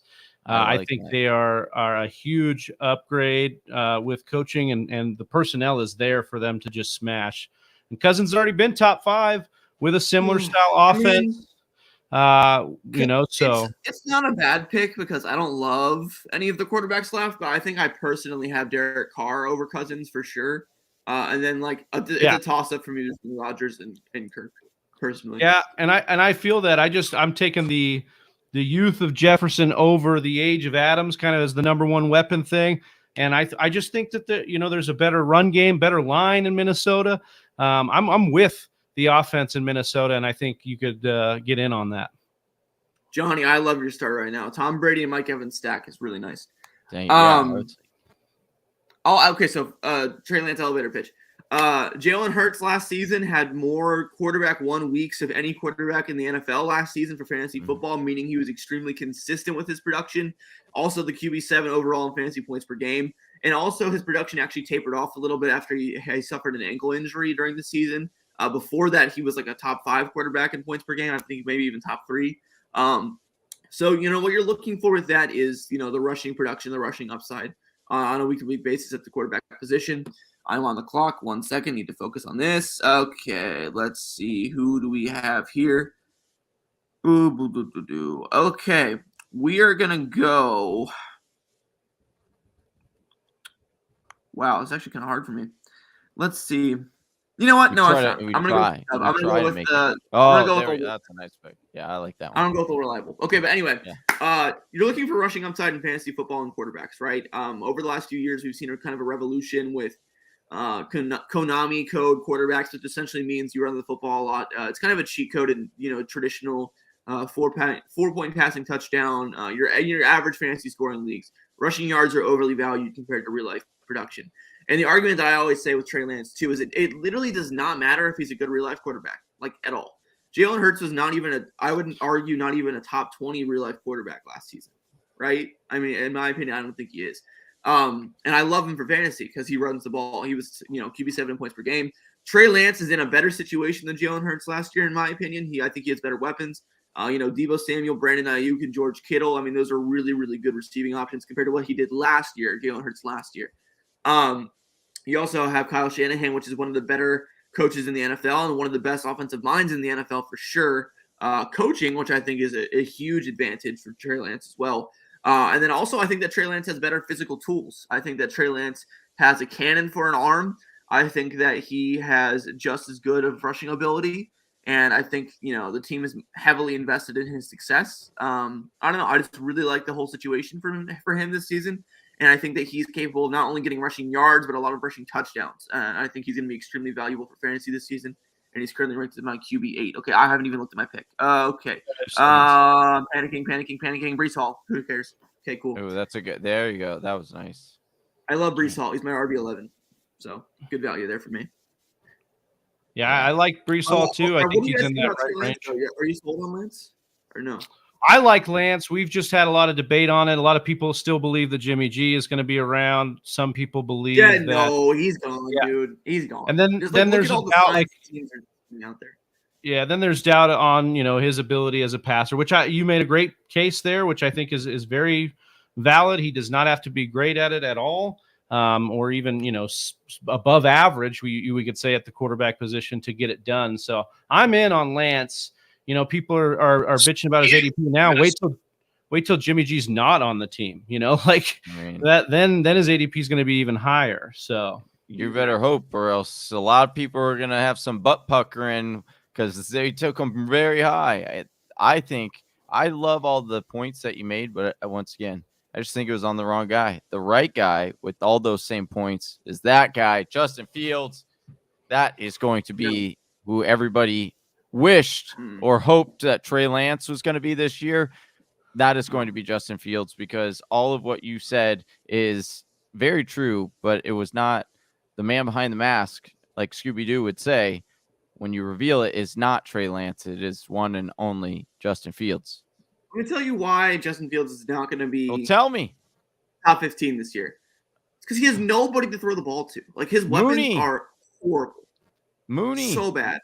They have the worst weapons of any team in the NFL. Tell me they don't. It's real bad. Jaguars. I mean, if you have to think about it, that's a problem. No, I'm saying Jaguars and Seattle. Those two offenses. Seattle. They got DK Lockett, man. Oh, what are you coming at me like? Oh, they have DK and Lockett. I was trying to argue for DK. Oh, like 2 nights ago, and Big Travis was like, "Oh, there's no way." I don't like his quarterback. I love DK. And DK Metcalf and Lockett should not be in the same breath as Darnell Mooney and Cole Kmet, man. And not even close. Also, I mean, he's definitely in the Tyler Lockett conversation. but not DK. No, I give you that. Tyler Lockett's Oh not yeah, disrespect, man. Tyler Lockett's a very good NFL wide receiver. Yeah, he's very good at going boom and bust. I'll give you that. I mean, like for fantasy, definitely. Like, but he is like their weapons are markedly better. They don't belong in that at all. It's not even close, dude. Okay. But anyway, Justin Fields, like the reason I don't like him, I think the rushing upside is there, right? I just don't think that the touchdowns will be there compared to these other teams. I just don't like his situation this year. I feel like they're kind of throwing him to the wolves in the sense of I just don't think he's going to perform well. He's going to have to run for his life because his offensive line's bad. His weapons are horrible. The only thing that's like we want him to run. He's fast. He's fast. He's a great scrambler. We want him to run. Yeah, that's a Konami code. Scrambler. He is a great scrambler. I do think he's a Konami code guy. I will say, like, to some of your arguments, Luke, like with Fields, if the line is bad, if he has to scramble more, if he is the sole main vein in the offense, if we don't like Mooney, if we don't like Komet, he's got to be their whole production. That's a path to upside I could see. I think Fields is worth the stab later on for upside. I just don't think I'm with you. I would take Lance's environment way higher than Fields is. And I think that's enough to get him higher up my board. Environment. I'm doing some research here, gentlemen. I'm looking at rushing attempts per game for the Konami code quarterbacks. I just put in Fields' stats. So he had 6 carries per game, 72 carries, 12 games, whatever. Okay, let's take a look at Trey Lance now. Well, yeah, because they ran him like 17 times in one game, so it's going to be ballooned. And the thing was, he had only been. Why are you just going to say like they just are not going to do that again? Like, I'm not saying that's an outlier, right? But if you're taking an average over an entire season, I mean, he's going to have big games, right? The problem I'm just trying to, average all the day together and find what I do understand. I do get I understand like the average thing, but the problem is when you do it, when one thing is so scaled so heavily, is that it minimizes. It's like having a running back who gets, they have 6 rushing attempts, 3 of which went to 5 for a yard apiece. And then the last rushing attempt that he got went for, a 45-yard tutty. Okay, well, then it's like, he averaged. Including the inflated game for Trey Lance, he averaged 10.3 yards per attempts per game, which is close to double of that of Justin Fields. Hold on, let me pick real quick. Well, Justin Fields down the stretch. Justin Fields down the stretch was QB 5, QB 10, QB 30, QB 10, QB 10. That was Justin Fields on a Matt Nagy bad offense that was not tailored to him. That is what he finished. Sure. That is similar to what Hurts did. A lot worse last year. Even though Allen Robinson was horrible last season, I don't think you can argue that having him on the field hurt at all.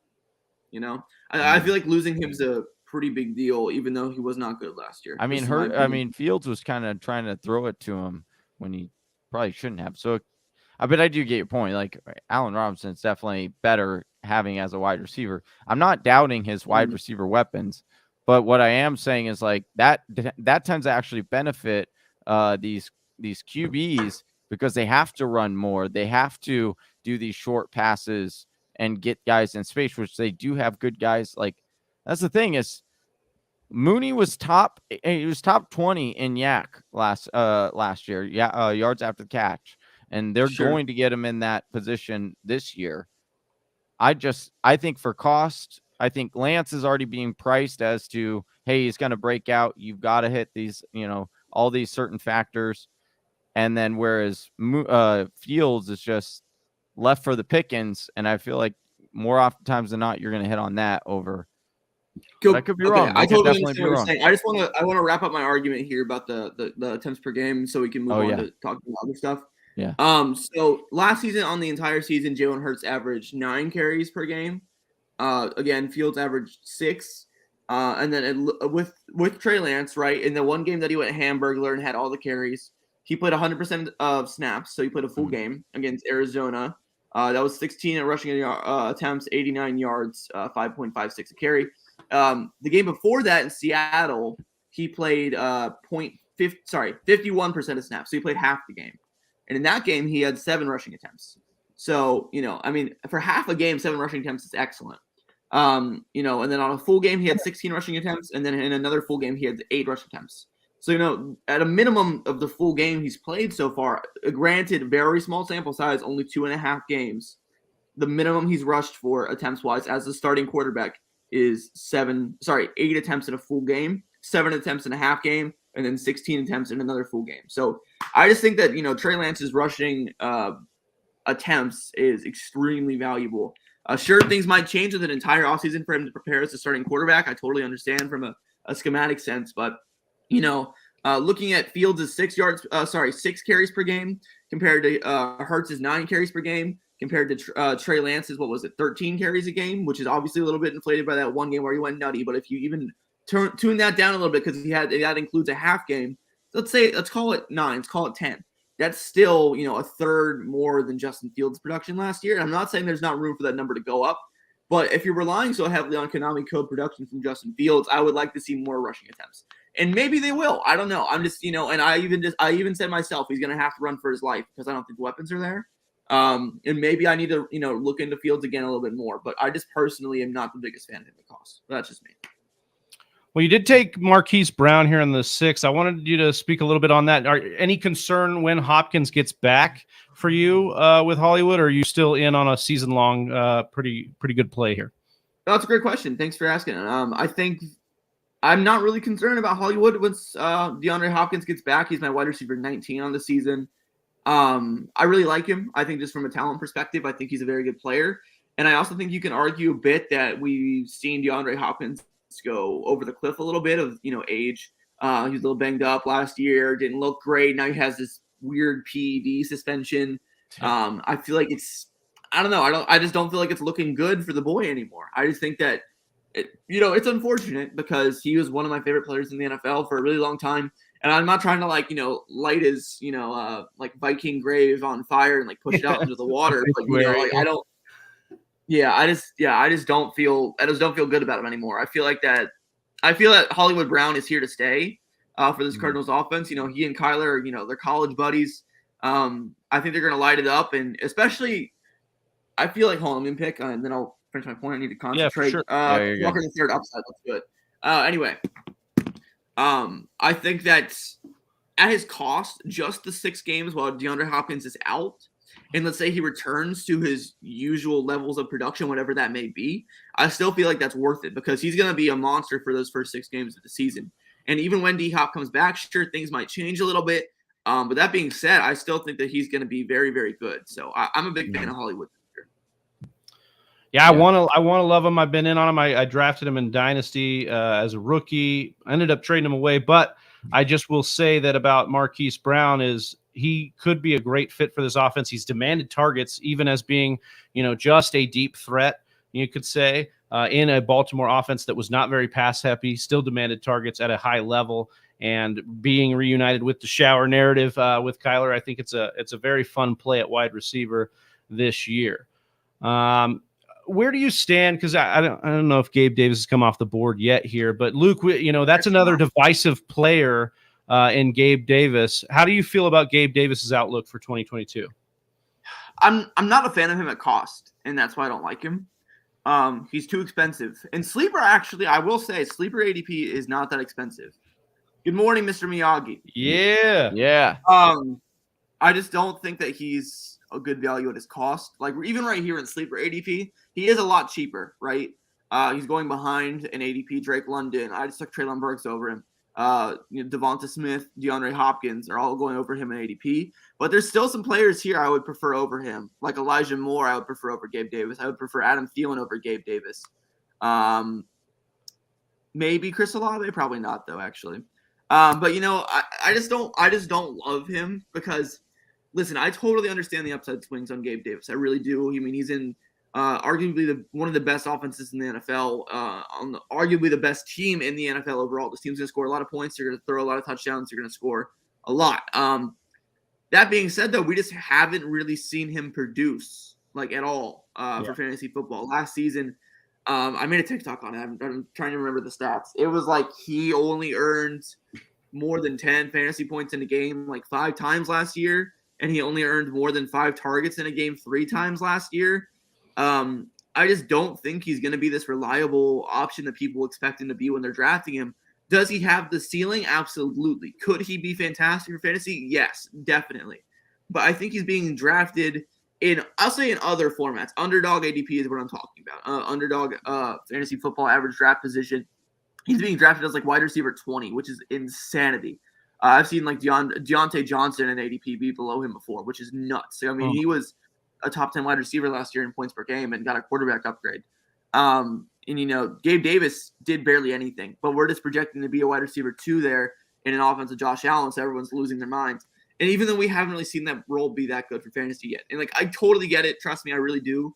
But at cost, I don't love him. Like I don't think I've drafted a single share of him in redraft mocks this year. But honestly, his ADP on Sleeper is pretty fair. I will say, like I don't think he's a crazy reach here at all at his ADP. So I don't mind it. Like going. I mean, he went into 806. I mean, going one spot behind Drake London, one spot before Damian Harris. I mean, as far as relative value goes, I feel like that's pretty fine, honestly.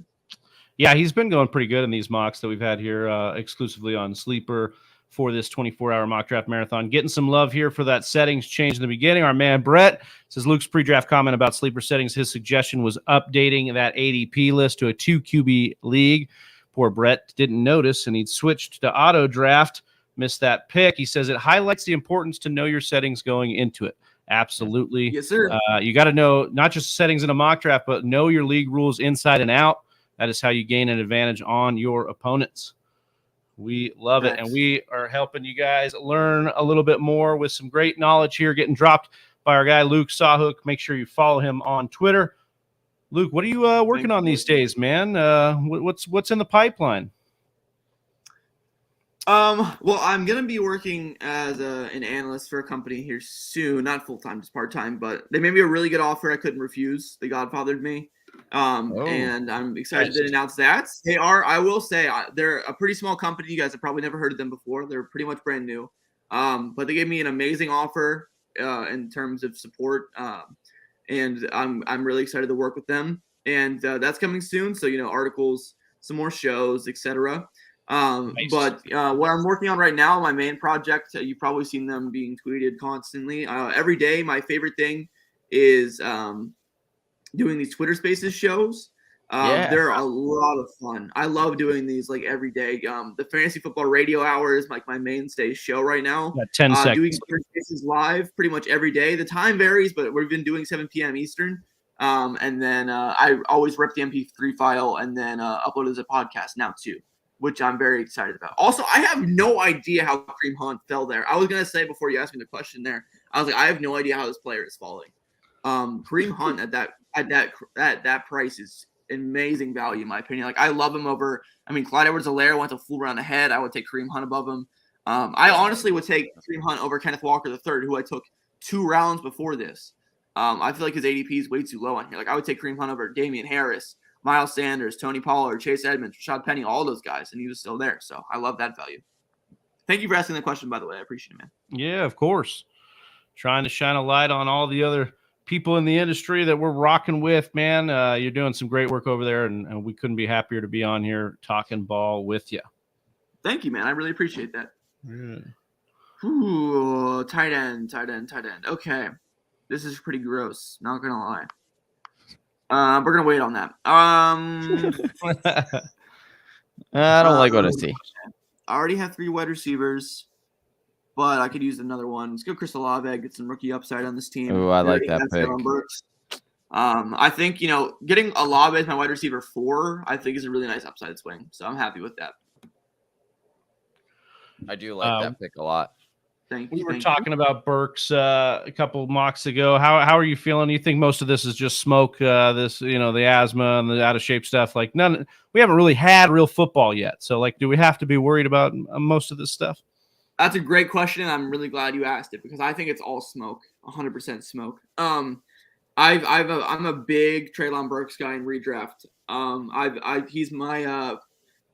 Him and Drake London are like my favorite middle round wide receiver picks. We're not my favorite, but they're up there for me for sure.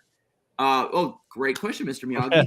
Treylon Burks. Actually, if you guys want to read my full opinion on Treylon Burks, I essentially sat down and wrote an entire article, but I just put it in Twitter thread format because I don't have anywhere to write for currently. and it's my pinned tweet. So if you want to basically read an article I wrote about Treylon Burks, go to my pinned tweet on Twitter. It's at Luke Solk. It's in the pinned tweet.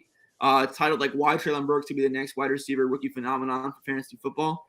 Just go take a look. I talk a lot about it in there, but essentially, the elevator pitch is for rookie wide receivers or rookie players. Essentially, I really strongly believe that opportunity is really key to finding the guys who are going to produce big time in year one.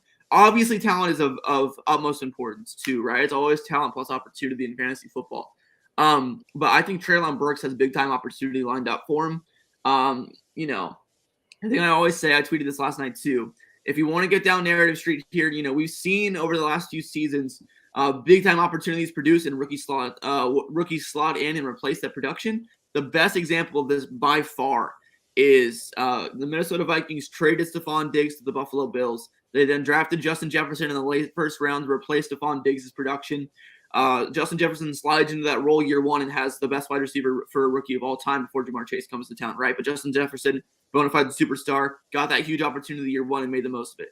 By no means am I saying that Treylon Burks is going to be Justin Jefferson at all. But listen, the Tennessee Titans traded away their superstar wide receiver, A.J. Brown, to the Philadelphia Eagles for a first-round and third-round draft pick.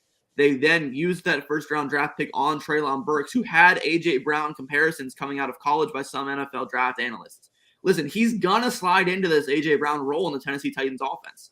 I'm not saying he's going to be A.J. Brown at all.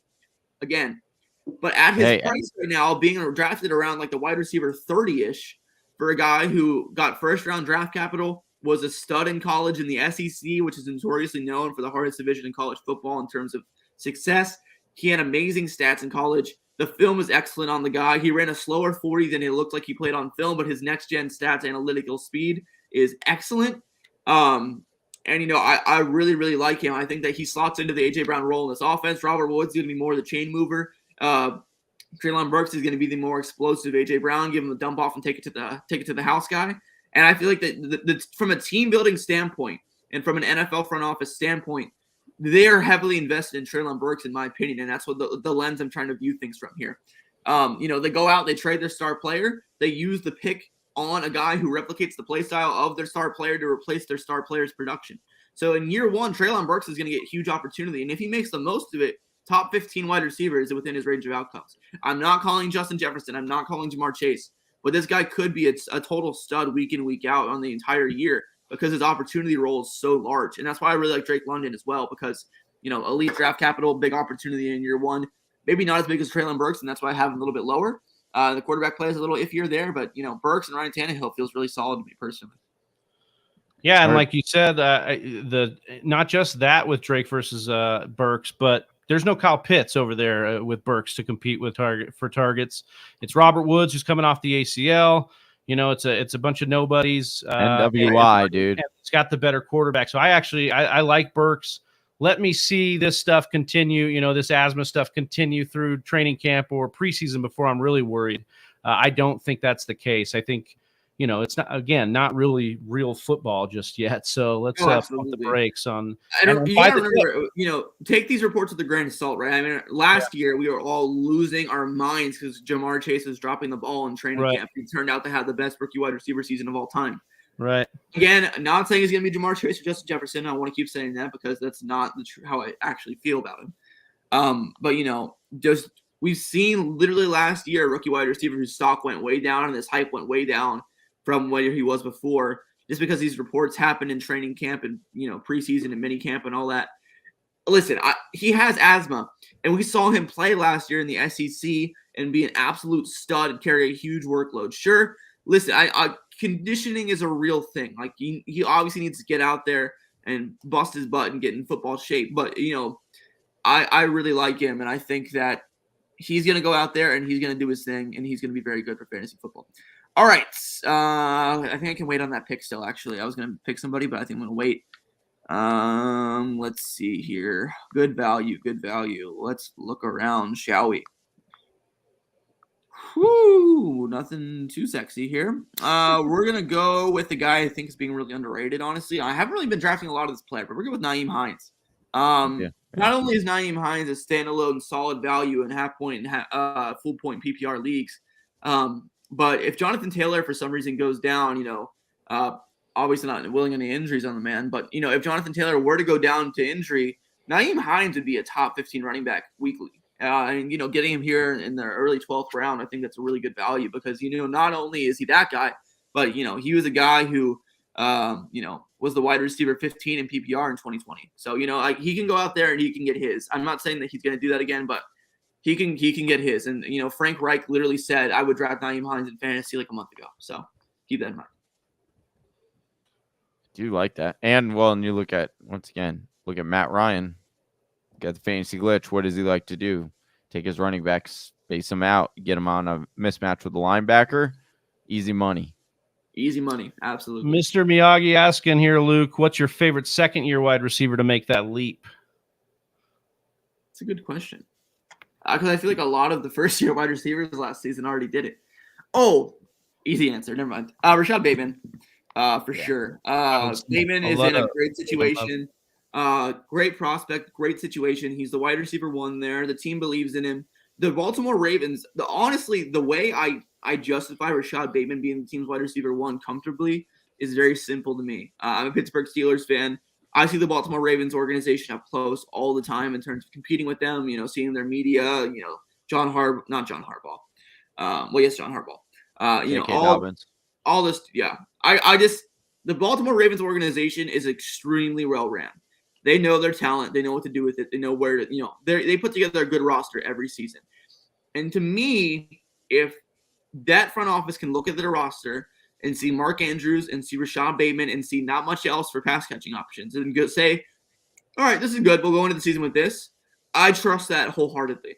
And last season, I actually got into a big debate with my best buddy in fantasy Twitter space world, Akash or YZR_fantasy last night on Twitter Spaces talking about Hollywood Brown versus Rashad Bateman, and not on paper because I prefer Hollywood Brown in my rankings, but last season Hollywood Brown saw a 27% target share with the Baltimore Ravens, which is very, very good, and he was really good for fantasy football, very sneakily, right? I think Rashad Bateman could be just as good as Hollywood Brown, if not better, at his ceiling as a player. I think he's an extremely good prospect. And, last season we saw Hollywood Brown get 27% of target share. With Hollywood Brown gone now, the passing options in this team are really just Rashad Bateman and Mark Andrews in terms of quality receiving options. And I strongly believe that we see Rashad Bateman get a 25+% target share next season. And Akash disagrees and thinks that the hit rate of second-year wide receivers that get a 25% plus target share is super low. And while I understand that, I feel like you just have to look, from a team building perspective and just from a realistic perspective. It's pretty much the Mark Andrews and Rashad Bateman show there for pass catching work. And I feel like both these guys are super talented players. I think that Rashad Bateman's going to get his opportunity. I really do. I just think that he's being pretty underrated right now, even though his cost is high. I understand, but I feel like his cost is being more drafted towards his floor because I think his target share and his opportunity is going to be so high. I'd be really, really shocked if he, at worst, finishes at like wide receiver 30. Yeah, I'm in on Bateman, and for a lot of the same reasons. If we look at the dichotomy between Bateman and Gabe Davis, I think you look at Gabe Davis without a Stephon Diggs injury and just like a huge leap, doesn't have a chance to be the number 1. Bateman slotted to be the number 1. I like drafts where I get them both, but I'm tending to go more Bateman over Davis here just because of that fact. I do as well. I do. I'd go Bateman over Davis, cost aside as well. Yeah. Johnny, how you liking the build so far, man? Oh, I don't like. I like. Well, I'm not gonna lie. This Michael Thomas picks really screwed me up because once again, it wasn't auto drafted. It did the old. I went to click. I thought I was going to get Allen Robinson because he was there. That's who I went to click, and it did the quick shift because Amari Cooper was picked. So then I accidentally quick clicked into Michael Thomas, and it rage quit me. No, I didn't quit, but it just raged me because I was like, dang it. I like this build, but I did get some Russell Gage first time, which I'm proud of because I do like Russell Gage there. Why are we drafting Rondell Moore? Why is this happening? I think people think with Hopkins out, maybe we'll get more in the slot a little bit more. I don't know if that's going to happen because, we didn't see Kingsbury do it at all. But I think that's the dynamic. And with Christian Kirk gone, maybe that slot role opens up there. I think when Hopkins come back, you move Marquise Brown to the slot. You put Hopkins outside, but maybe get a spike 6 weeks, month and a half out of Rondale Moore. Should look to trade him. Yeah. At cost, it's not a terrible pick. I like Tim Patrick. Let's see, other guys going in this area. I was hoping to get Tim Patrick, actually. I'd like TP there. Good contingency plan wide receiver, and could just be, what we want Jerry Jeudy to be, kind of. All right, this guy I'm about to take is my favorite rookie late round wide receiver this year. Last season, my sleeper pick was Amon-Ra St. Brown. It's not official sleeper pick territory yet. Training camp and preseason are super important to that process. But right now, I love this player. Opportunity's high, draft capital is good. I think he's a good enough player to get the job done. It's going to be Alec Pierce, wide receiver 2 for the Indianapolis Colts this season. I really like him personally. It's right logic, just wrong player. Alec Pierce could be good down there. It's Paris Campbell is the guy. Paris Campbell will be the one that yes, he's way more talented than Alec Pierce. Thing is, with Alec Pierce, we haven't seen Alec Pierce play in the NFL yet. You know how long ago Alec Pierce started playing football? And you know how long ago he started playing football at the wide receiver position? It was like his third year into college ball that they switched him because he was a punt and kick returner. Then they thought, oh, maybe we'll move you to safety. And then they were like, actually, you do have some good hands and you're fast. Let's put you at wide receiver. And so he wasn't even expected to really be a high draft capital guy. They just showed up to because the Colts like Ritter and showed up to the camp or pro day and to see Ritter, and one of his wide receivers was Alec Pierce, and they did like his upside, so that's what they took. But this guy, again, could he be a good wide receiver? He could, but you're telling me in a short window win now, Matt Ryan, who is he is really good, as far as they've all said he's very professional, do things by the book. He wants to win. And he there's a rookie that needs to work on, route, release, his footwork. I just, and again, I think if they felt that about Alec Pierce, they wouldn't have drafted him in the second round if they didn't think he was ready to go. Well, the Cardinals took, Andy Isabella over because, teams get cute. They took Andy Isabella over DK Metcalf or Terry McLaurin. A gadgety guy. Not Paris Campbell. Alec Pierce is a big-bodied outside wide receiver. I feel like his role is a lot easier to project in the offense, in my opinion. And also, I don't understand what you see in Paris Campbell. Campbell hasn't been good. Well, he just hasn't been on the field. Paris Campbell was also drafted in the second round by the Colts. So, we're talking draft pedigree. He's been drafted by the same regime in the second round. So I can understand the allure for Paris Campbell or Pierce. I'm just kind of fading that because I just think it's going to be a run-heavy squad. I think they're gonna run a lot. They're gonna use the backs and the tight ends mostly, and you're probably gonna be mostly disappointed with either Paris Campbell or Alec Pierce. That would be my guess. Michael Pittman's kind of the guy to eat here, and that's not just because I drafted him here in this draft. So I do like Michael Pittman as the number one here. But Luke, we finished this draft here. Why don't you talk a little bit about your build here and what you were able to do? Yeah, for sure. So for me, I started off early with 2 quarterbacks that I love, 2 rushing guys, Trey Lance and Jalen Hurts, which I think provides my team with floor and ceiling, which I really enjoy. Then at the next round here, we went back-to-back running back, Nick Chubb and Breece Hall, 2 top 12 guys in my rankings, very solid players. Then we came back here and got wide receiver 1 and wide receiver 2, 2 really high-end wide receiver 2s in my rankings, no wide receiver 1s, unfortunately, but Hollywood Brown's wide receiver 19 in my rankings, and I believe DJ Moore's wide receiver 15 in my rankings off the top of my head. I feel like he's going to be really solid with Baker Mayfield. Then in the next round, we took an upside swing here. Kenneth Walker's ADP is actually really high on this platform. I didn't really realize that until Kareem Hunt went 2 rounds later. But I like Kenneth Walker III as an upside swing personally. I think that he is a decent shot to really be a stud in the second half of next season. Treylon Burks, wide receiver 3, love him. We talked about him at length earlier. Love his upside. Again, read the thread on my pin tweet on Twitter if you want the full breakdown on why I like Treylon Burks. Kareem Hunt, I think that's the best pick of my draft, honestly. You have a guy who was a top 15 running back in points per game last season at the start of the year before he got injured. Then you got Chris Olave as my wide receiver 4. I really like that pick as well. Michael Thomas is not going to be Michael Thomas this season. I work for SportsInjuryCentral.com, which is home of Pro Football Doc, and we are fading Michael Thomas this year at his ADP because of players coming off injuries like Michael Thomas, who the recovery has been so long and so complicated that it's usually not a good sign of their production for fantasy when they come back. So I don't really like him that much. I'm making on Chris Olave because not only is he a good player, excellent route runner, pro-ready guy, I think the opportunity could be there in year 1.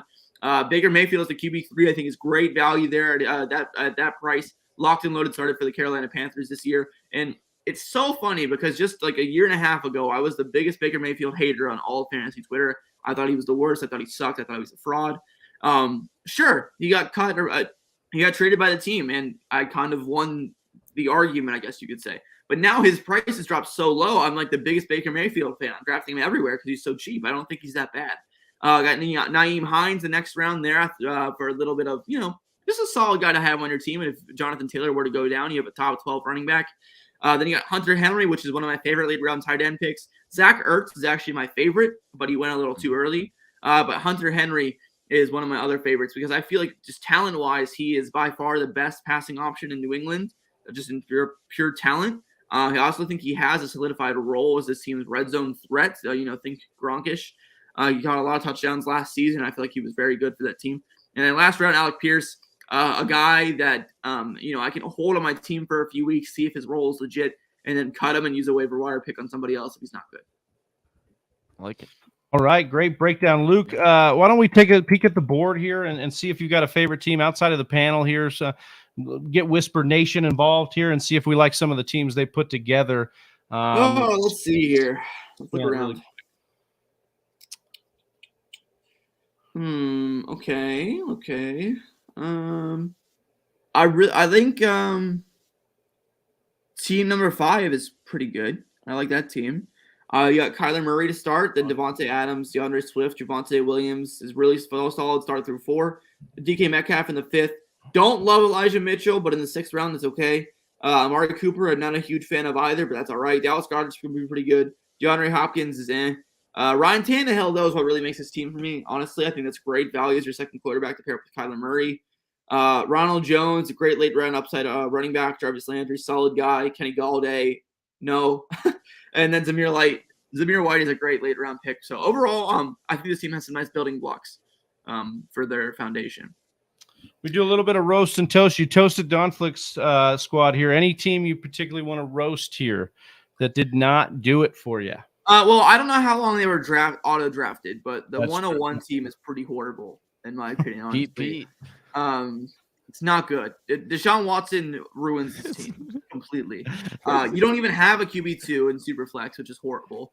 I'm not the biggest Cam Akers guy. I feel like he's pretty risky coming off that Achilles injury. Travis Etienne's a great pick. Darnell Mooney is your wide receiver 1. Yikes. Yeah, that guy has the upside of like maybe wide receiver 20. Elijah Moore, same thing. Yikes. Maybe wide receiver 20 upside.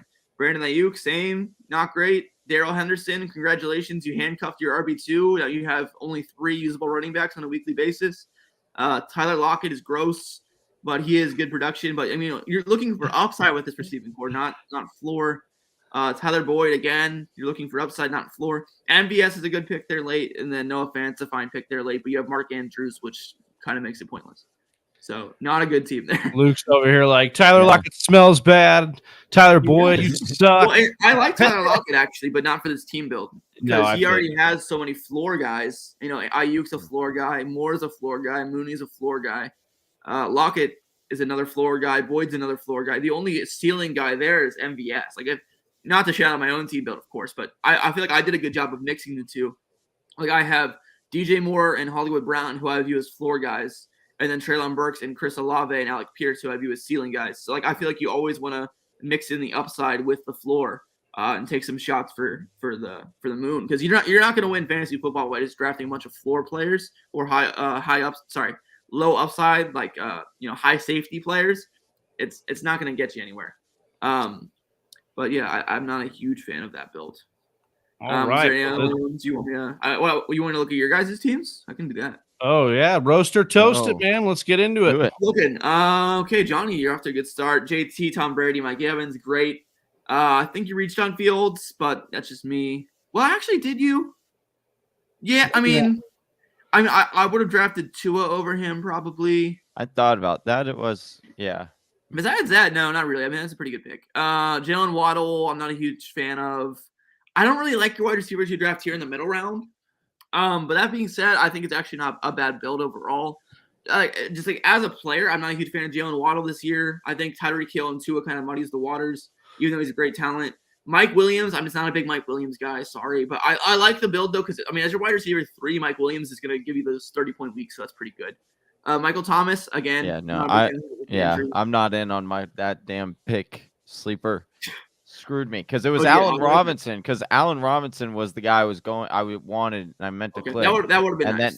That would have been super nice with this because then it would have been like, What I don't like, Damian Harris is pretty gross. Rashad Penny, outside swing, nice. But I mean, for your RB2, piecemealing that together is kind of weird. But you kind of went with like a hybrid zero RB strategy, kind of. Yeah. So I understand that for sure. Mike Gesicki is your tight end. It's fine. I don't like it that much with Jalen Waddle already on your team. Alexander Madison's a good upside pick late. Davis Price is a good upside pick late. KJ Osborne, I'm not a huge fan of his, but I get it. Overall, this team's good, though. I like it. I like it for sure. Let's go over to Travie. Let's do it. Roast him or toast him. Let's do it. Let's take a look. Okay. Herbert, first pick, great. Henry, second pick, great. Cousins, third pick, great. Kittle, fourth pick, great.